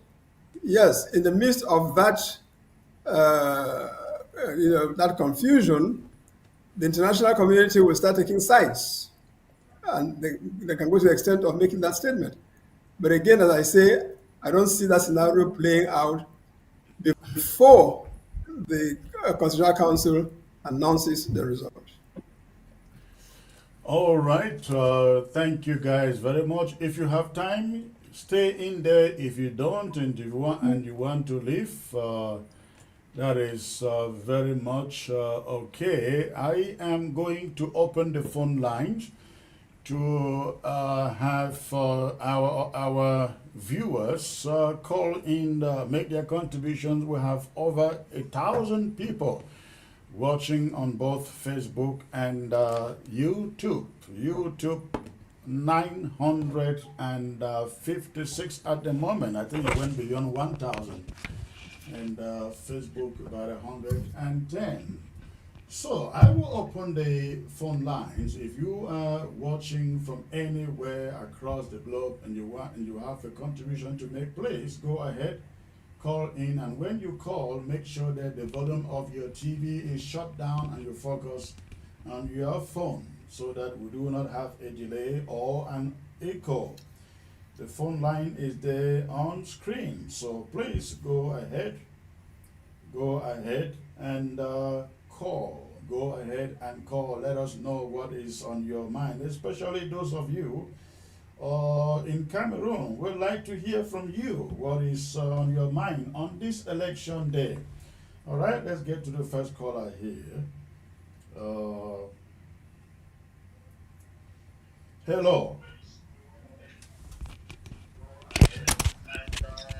Hello. Hey, this is Benedict from Cleveland. Benedict from Cleveland, and what is on your mind, sir? We're talking about our president-elect. Is there a way they can make propositions on how you guys can talk on your show, the way forward? Well, I don't think it's our place to talk about the way forward, at least not today. It is the man who is elected to talk about the way forward, isn't it? No, I was suggesting that since the population already got him protected over there, there's about 1 million people out there. Is there a way they can tell him to make Garua the next unity palace? Why would they have to do that? I think they have to wait until the results are announced, and if he wins, he moves to Yaoundé. If he doesn't win and he wants to fight, maybe he stays in Garua and fight, isn't it? Okay. Hey, Chris, you're the best, man. I enjoy watch your show every day. Thank you. All right, thank you. Hello. Hello. Hello, Comrade Chris. Good evening, sir. This is Maître Nikonv, I guess. Yeah. You always carry this voice. Yes. So go ahead. 1 minute. 1 minute. What is on your mind, sir?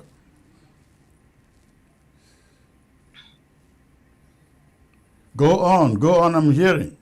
Oh, all right. Thank you. Hey.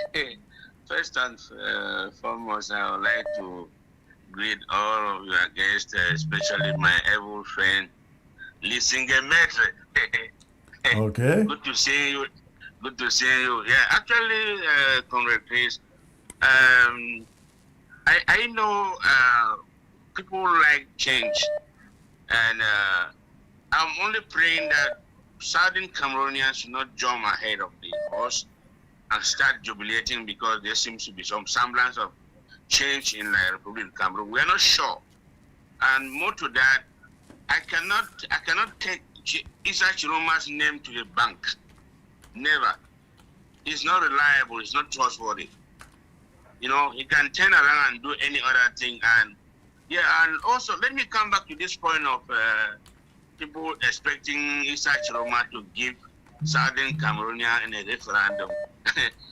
Which powers does Issa Chiroma has to give the Southern Cameroon a referendum? The referendum or plebiscite we had was given to us or asked us by the United Nations.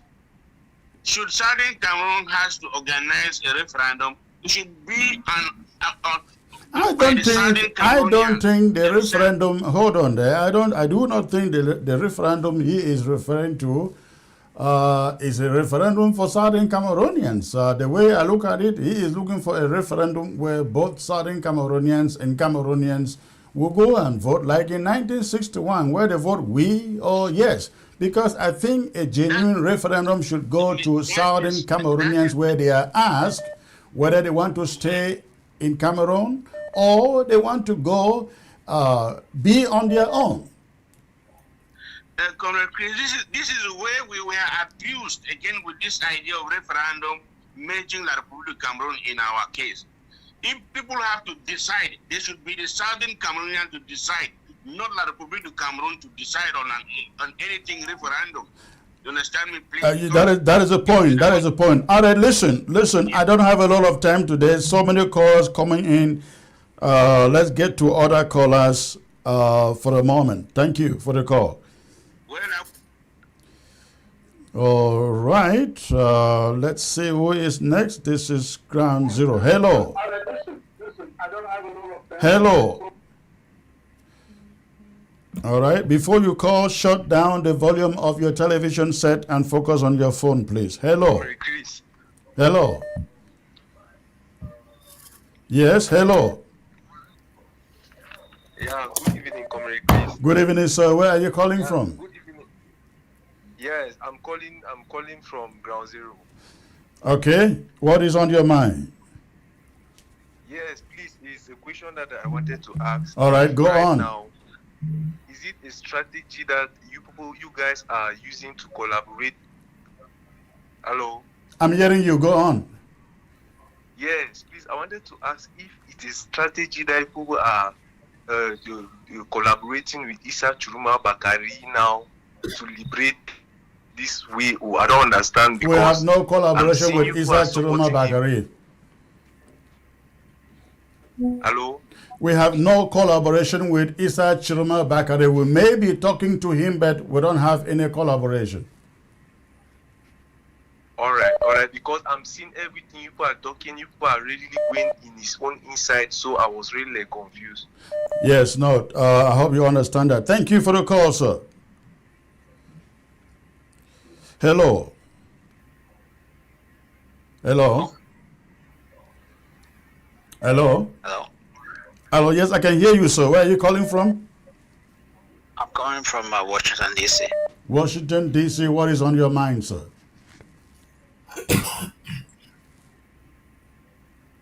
Hello? Hello? Yes, I can hear you. What is on your mind? Yeah, this is all of us. Well, I'm calling from Washington, D.C. Yes, I hear you. Go on.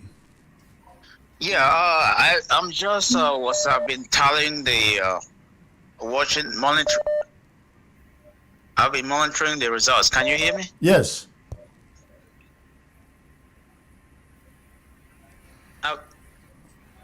So your phone is breaking up. Let's get to the next caller here. Hello. Yes, sir. Where are you calling from? I'm calling from Maryland. Sebastian Barrico here. Okay. I'm happy with what you're doing. So impressed with what you are doing. I have just a few remarks. I will not take 30 seconds. And before I go, let me thank Dr. Atiajo and every other person in the panel. Can you hear me? Yes, I can hear you. Go on.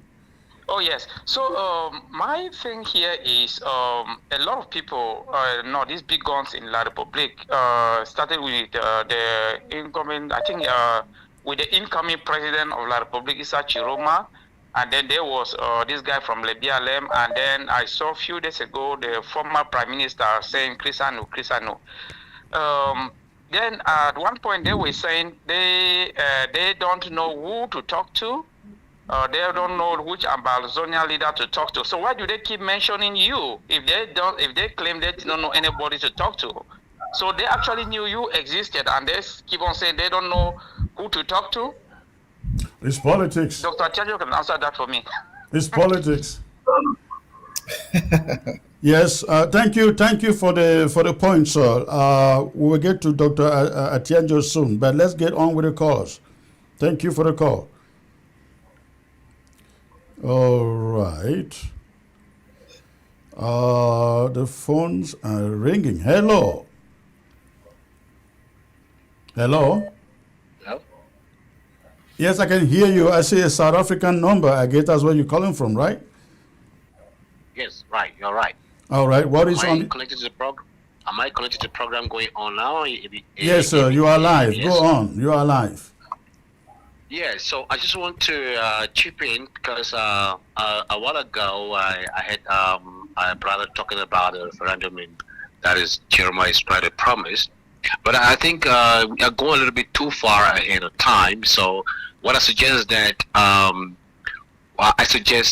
since we know that Chiroma should be actually is the winner, so I think it's important for him to come out and actually announce that victory to the public, because one of the strategy of this CBDM party, is trying to kill the enthusiasm around the whole event, and then but it's the right time. So we miss this opportunity, it's going to be very hard on us to claim the victory. So I suggest when we have enough evidence that he's actually ahead of Pobia, we need to actually need him to come out and actually thank the people, right, in the diaspora for the victory, right? That's All right. my contribution, what I believe should be done now. Thank you so much. Thank you, sir. Thank you. All right. Hello, Nigeria. Hello. Hello, sir. You are calling. Where are you calling from?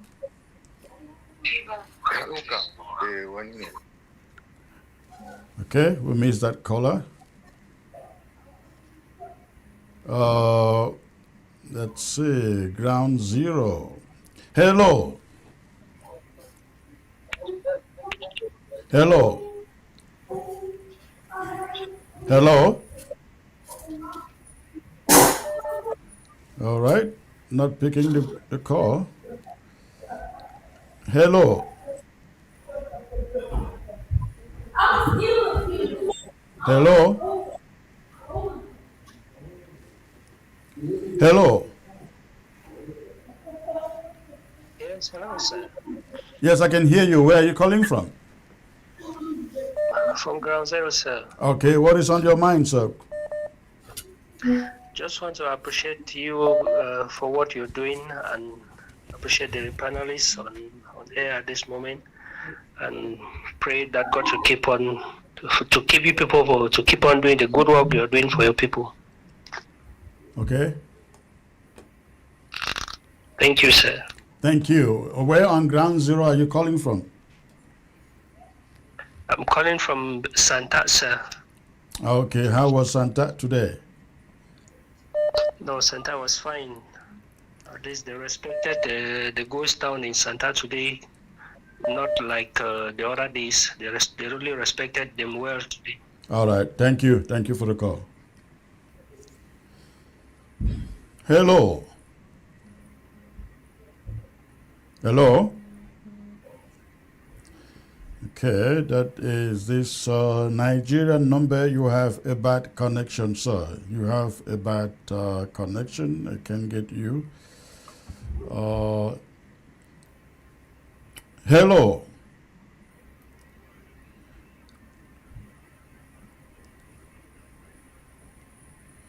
Hello.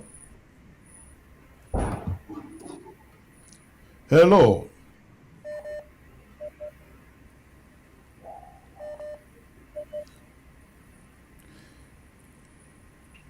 Hello. Yeah, good evening, Secretary Chris. Good evening, sir. Where are you calling from? I'm calling from La Republic. From La Republic. And what is on your mind, sir? Yeah, I heard a lot of people saying there of Isa Chiroma going out. Normally, we from just counting the vote, and there he's winning. But nobody has the right to proclaim the result. So if Isa Chiroma goes out and proclaim the result, they will hold him responsible. I will lose the election. Does it change the fact that the overwhelming majority of the people voted him? Yes, I was there. I counted the vote. No. This is my point. I'm asking that you say he should not go out and thank the people for voting him and making him the leader. So I'm asking you, him doing that, does it change the fact that most of you went out and voted for him? Yes, he can go out and appreciate the people, but he should not go out and proclaim that he's the winner. If he tries it, that will be the point that will help him, and they will bring other point. So he should not even make stupidity to go and declare himself a winner. Thanking people is different from declaring yourself that you have won the election, because there's an electoral body that controls that. And so he cannot come out with results and say he has won. All right. Thank you. A good point. Have a great night. Hello. Hello? Hello. Yes. Hello? Yes, hello. I can hear you, ma'am. You are live. Where are you calling from, please? I'm calling from Minnesota. I like this program. It's really the first time I'm really watching through. I watch it every now and then. But the only concern that I have when I listen to the political views of Isa Chiroma early last week, they really seem to align with some of our policies, some of the AMBA policies. But the only concern that I had, especially releasing the prisoners and then giving us the federalism, which we've been asking for. Yeah. But the only concern that was in my mind, I didn't see that support from this program, like actually encouraging us or our brothers and sisters home to stand up for this man. But now we are talking about him when people have voted, and there's really nothing those who did not vote can do now. I wish we already educated them that this man was the better side compared to the other one for our problem, for our crisis. I wish we did this like a week ago, or even 2 or 3 days or 4 days back, not today. So you think we should be regretting for not stepping out to endorse him or support him publicly? Sorry, sir, I did not get that. You think we should have come out to endorse him or support him publicly?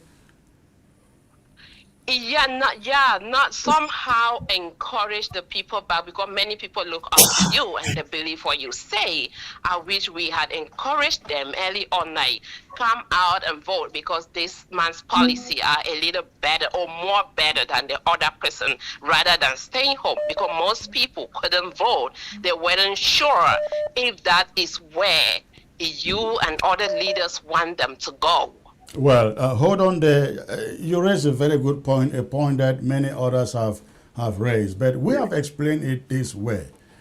Isa Chiroma was merely, or is still merely, a political leader, an aspirant wanting to win an election. Remember that we recognize ourselves not as Cameroonians. We recognize ourselves as Southern Cameroonians, Ambazonians, as a people who have taken out themselves, their territory, everything about themselves from Cameroon. And so I think it would be inappropriate for us to have gone out and popularly endorse or tell our people to go and vote for him. Now, think about this. You allow our people or ask our people to go and vote for him and bear risks and fraud as he does all the time. How do we explain to our people that after calling ourselves Ambazonians, we went and participated in Cameroon's political process? So I don't think we did anything wrong. Now, if Chiroma is to...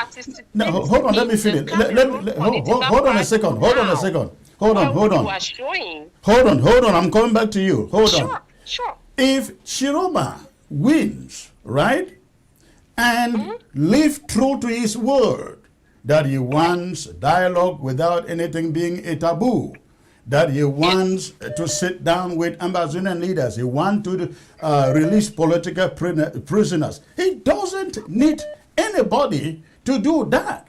All he needs to do is call us and say, listen, this war has been going on for 9 years. Let us sit down and talk. At that moment, we will go sit down with him and say, hey, this is what we have on the table. What do you have on the table? And talking about the release of political prisoners, I don't think, and I will let Dr. Munzu handle this after.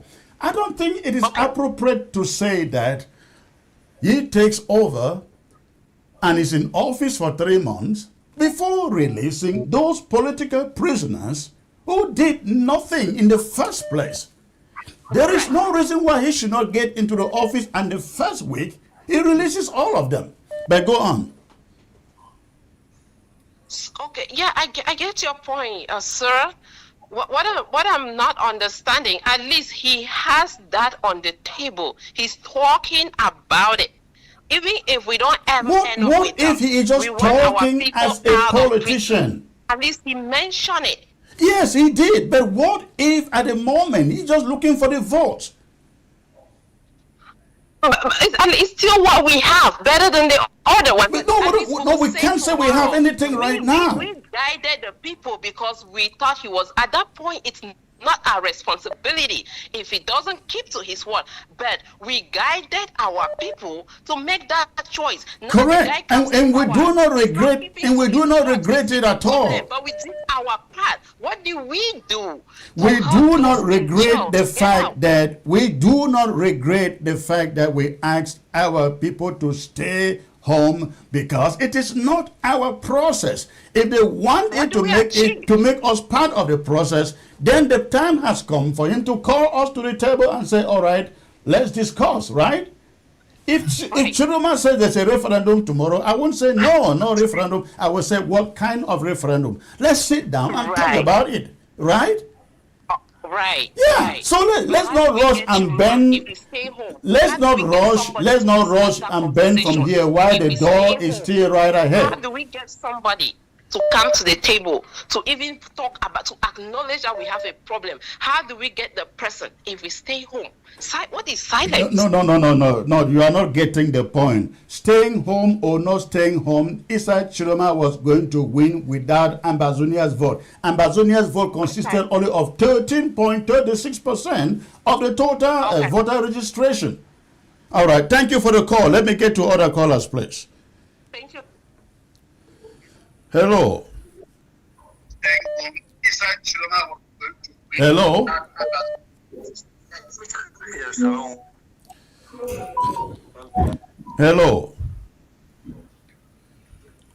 Hello. Hello. Hello. Comrade Chris.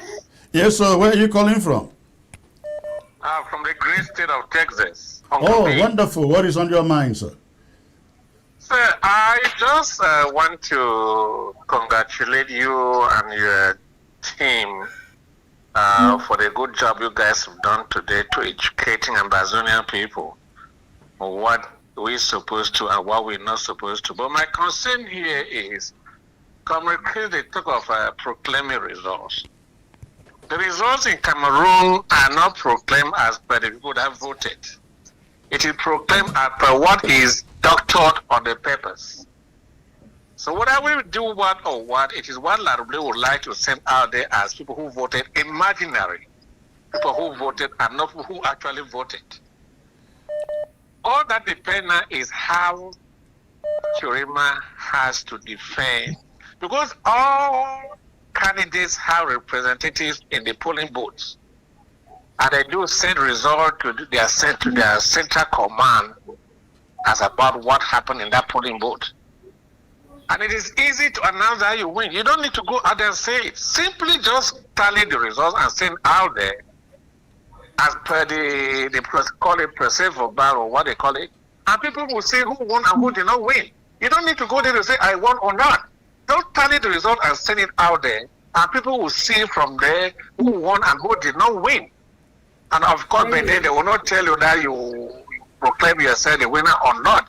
So elections in Cameroon is not because how many people that went to the poll to vote, but how many people are imaginarily put on those perceived vote from the polling station to say that they were the one that won or what is going to be sent to ELECA. So it all now boils down to how Chiroma is going to defend that vote. And I see Garoua out now in their I could say million. Let's hope that they're going to defend what happened today. If not, we're not wasting our time. Thank you so much, sir. All right. Thank you, sir. Thank you. Hello. Hello. Hello. Hello. Hello. Yes, hello. Hello. Yes, Comrade Chris. Yes, sir. This must be Chairman Committee. Yes, my name is Elvis Cometa. All right, sir. Thanks for the call. What is on your mind? Well, the point is, candidate Issa Chiroma and his supporters, they should occupy, those in the diaspora, they should occupy all the public embassies. They should start now, yes, they should start making everybody know Chiroma won there. And of course, the crowd is in Garoua. Garoua is not the capital. Right. So that crowd, he has to do something to move his supporters to Yaoundé. And he has a lot of supporters in Douala and Yaoundé. All of them, they have to move to Yaoundé. Because this regime, has been in place for too long, and they think they own that country. The only way for another person to come to power in that country is to take the gun, throw the barrel of the gun.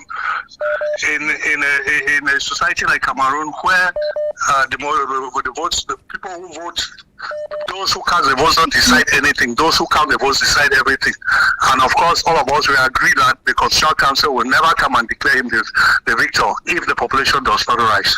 So I hope this time the Francophones will be able to rise to support the candidate that they have voted for. Thank you.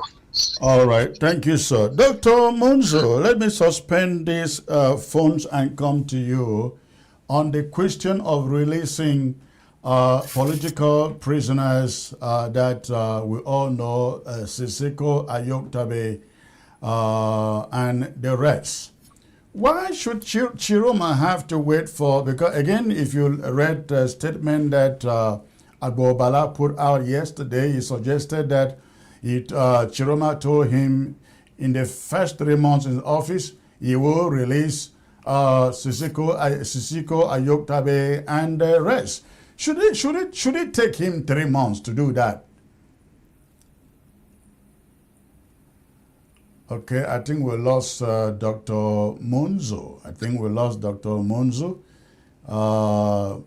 Let me get to Metro Lisenge to attempt that question. Why should it take him 3 months to release political prisoners? Yeah, we like to give power to individuals. The French, their national day is coming with the storming of the Bastille. The people storm the Bastille and remove their political prisoner. I don't like, we tend to give this power to individuals to do this for us. That's where we went wrong in the Cameroon. Because to me, as I say, if you look at the detailed case of the people who are in Konege, it's called in the UK, it's called what? Unlawful detention, unlawful arrest. Because at the end of the day, I don't know the detail of the case between Ayuk, Tabe, and Co. But at the end of the day, if they are saying they are declaring independence, Article 65 of their constitution says you have a right to self-determination. So it's not a criminal offense. So I don't understand. I don't know who the lawyers who were representing them, how they presented their case also. Because what they were doing It's just that sometimes we do things. A lot of people they don't read. I read La République du Cameroon Constitution. There are a lot of things that even Atanga and Jipo, Biangongo, they don't know. So that's why I always go to their constitution. I'm sure some of them they have never read their constitution. I'll give you an example, something that is widely known in Cameroon. A lot of people say, oh, even Akaremuna said, Chiruma said, okay, if I win, I'll give you dual nationality. If you read the 1968 law in the Cameroon, there's dual nationality in the Cameroons already, but I'm surprised that Akaremuna, who is a barrister, is coming to say, I'll give you dual nationality. They say, if you take another nationality, you're going to lose your Cameroon nationality. But however, there's a condition in order to lose it. If you are abroad, you have to go to the embassy, you register it. When you register it, it has to be registered in the Ministry of Justice in Cameroon. If you don't do that, you still remain a Cameroonian. If you are in Cameroon, you have to go to the court. If you have another nationality, then it has to be registered in the Ministry of Justice. If you don't do that, so you lose it, but there's a procedure to follow. So when I see people don't read the laws of the Cameroon, and a lot of our lawyers, which are some of them are my friends, I went to Ngwakele with them, they are not being, some of them too, they don't read the laws of that country, because there's nothing, what the Ayu, Tabe and Co, they did, there's nothing wrong. Then another part too, again, you look at it, okay, let's assume that there's a civil war. We have a civil war. War is not illegal. It's except when you commit war crimes. We know those war crimes, you attack public building, degrading treatment, prisoners of war, then it's a war crime. But fighting a war is not a crime. That's why people exchange prisoners. That's why you see Russia and Ukraine. So the point is, either we say our lawyers in the Cameroons, especially Southern Cameroons, they are not helping our people because they themselves sometimes they don't understand the laws. We just gather, there's a case, they just go like Mungu in all of them.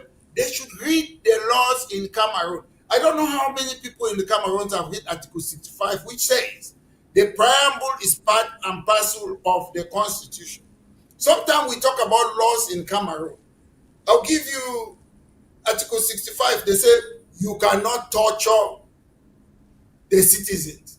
But we see they torture people like Longe, Martinez Zogo was killed, Wazizi disappeared, many others, we know them. But they don't follow their own laws. So Cameroon is a lawless country. I don't even know why we are even following the law. Atangaji doesn't even know his own law. I swear, even Paul Biangongo, they don't know their law. The constitution of the Cameroon is like a toilet tissue. They don't follow it.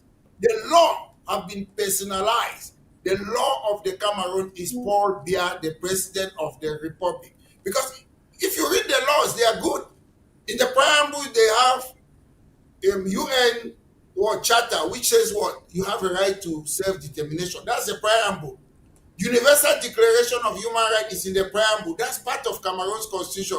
African Human Rights and Charter is part of the constitution. But they just mention it there. Most people don't read it, so they don't know. So that's my point. The point is, these guys are unlawful detained.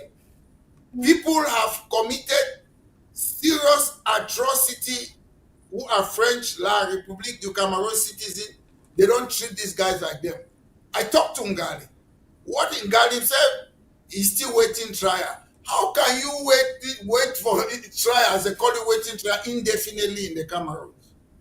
Mancho, BBC is there. What did they do? They just came and fake crime. Insurrection, this is insurrection. I have a right to say I want independence. It's a political opinion. So sometimes we need to put these things clear. Sometimes people just come and say something, we don't counteract them properly because people have a right to independence. You have a right to say one and indivisible. I have a right to say independence is politics. There is no one single European country that they don't have people who want independence. None.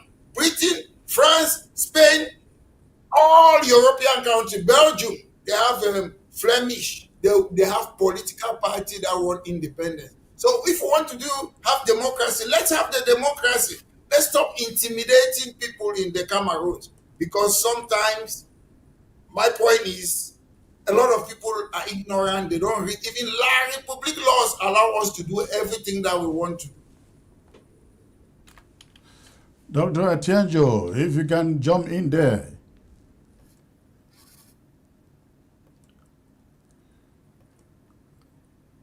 We had already discussed about this issue of announcing results. No, we're talking about the issue of having to wait for 3 months to release political prisoners who should not be in jail in the first place. Yes, actually, the leaders in jail, the Naira 10 and others who have been arrested from different regions, in different areas in Ambazonia, because we know of hundreds and hundreds. When I was in charge, the health service, I know of more than 100 Ambazonians that are held in Kondenge alone. And then you go to Douala, you go to Oboya, Bamenda prisons, and there are even some in the south and east. So these people are there locked up for crimes they did not commit. These are innocent Ambazonians that have been locked up, and there are some others like Mancho BBC who were abducted. The Abdul Karim, who was recently abducted and sentenced. So all these people have their crimes. We don't know what they did to deserve this kind of harsh treatment by the government of La Republique. So for 3 months, for the new incoming president or a new president in La Republique to come and say, no, it's going to be for 3 months, I don't think the timing is good. That is something that he's supposed to do on the first day he gets into office. Executive order, he signs it for the immediate unconditional release of all the prisoners, especially the Ambazonians who have been held behind bars for no good reason. There's no cause. There's no criminal. They did not commit any crime. They were just their crime is the fact that these are people who are fighting for the independence of the people, and they are within their own right to live as independent people and to identify and protect our identity. So 3 months is too long for them to wait there further, because they are not supposed to be there anyway. So the good thing would be for him to sign an executive order the first day, and that would be a gesture. It's not like something that we are begging from him. It is within their own rights for those people to be released. It is their right, their civil right as people who did not commit any crime to be let out from the dungeons in La Republique.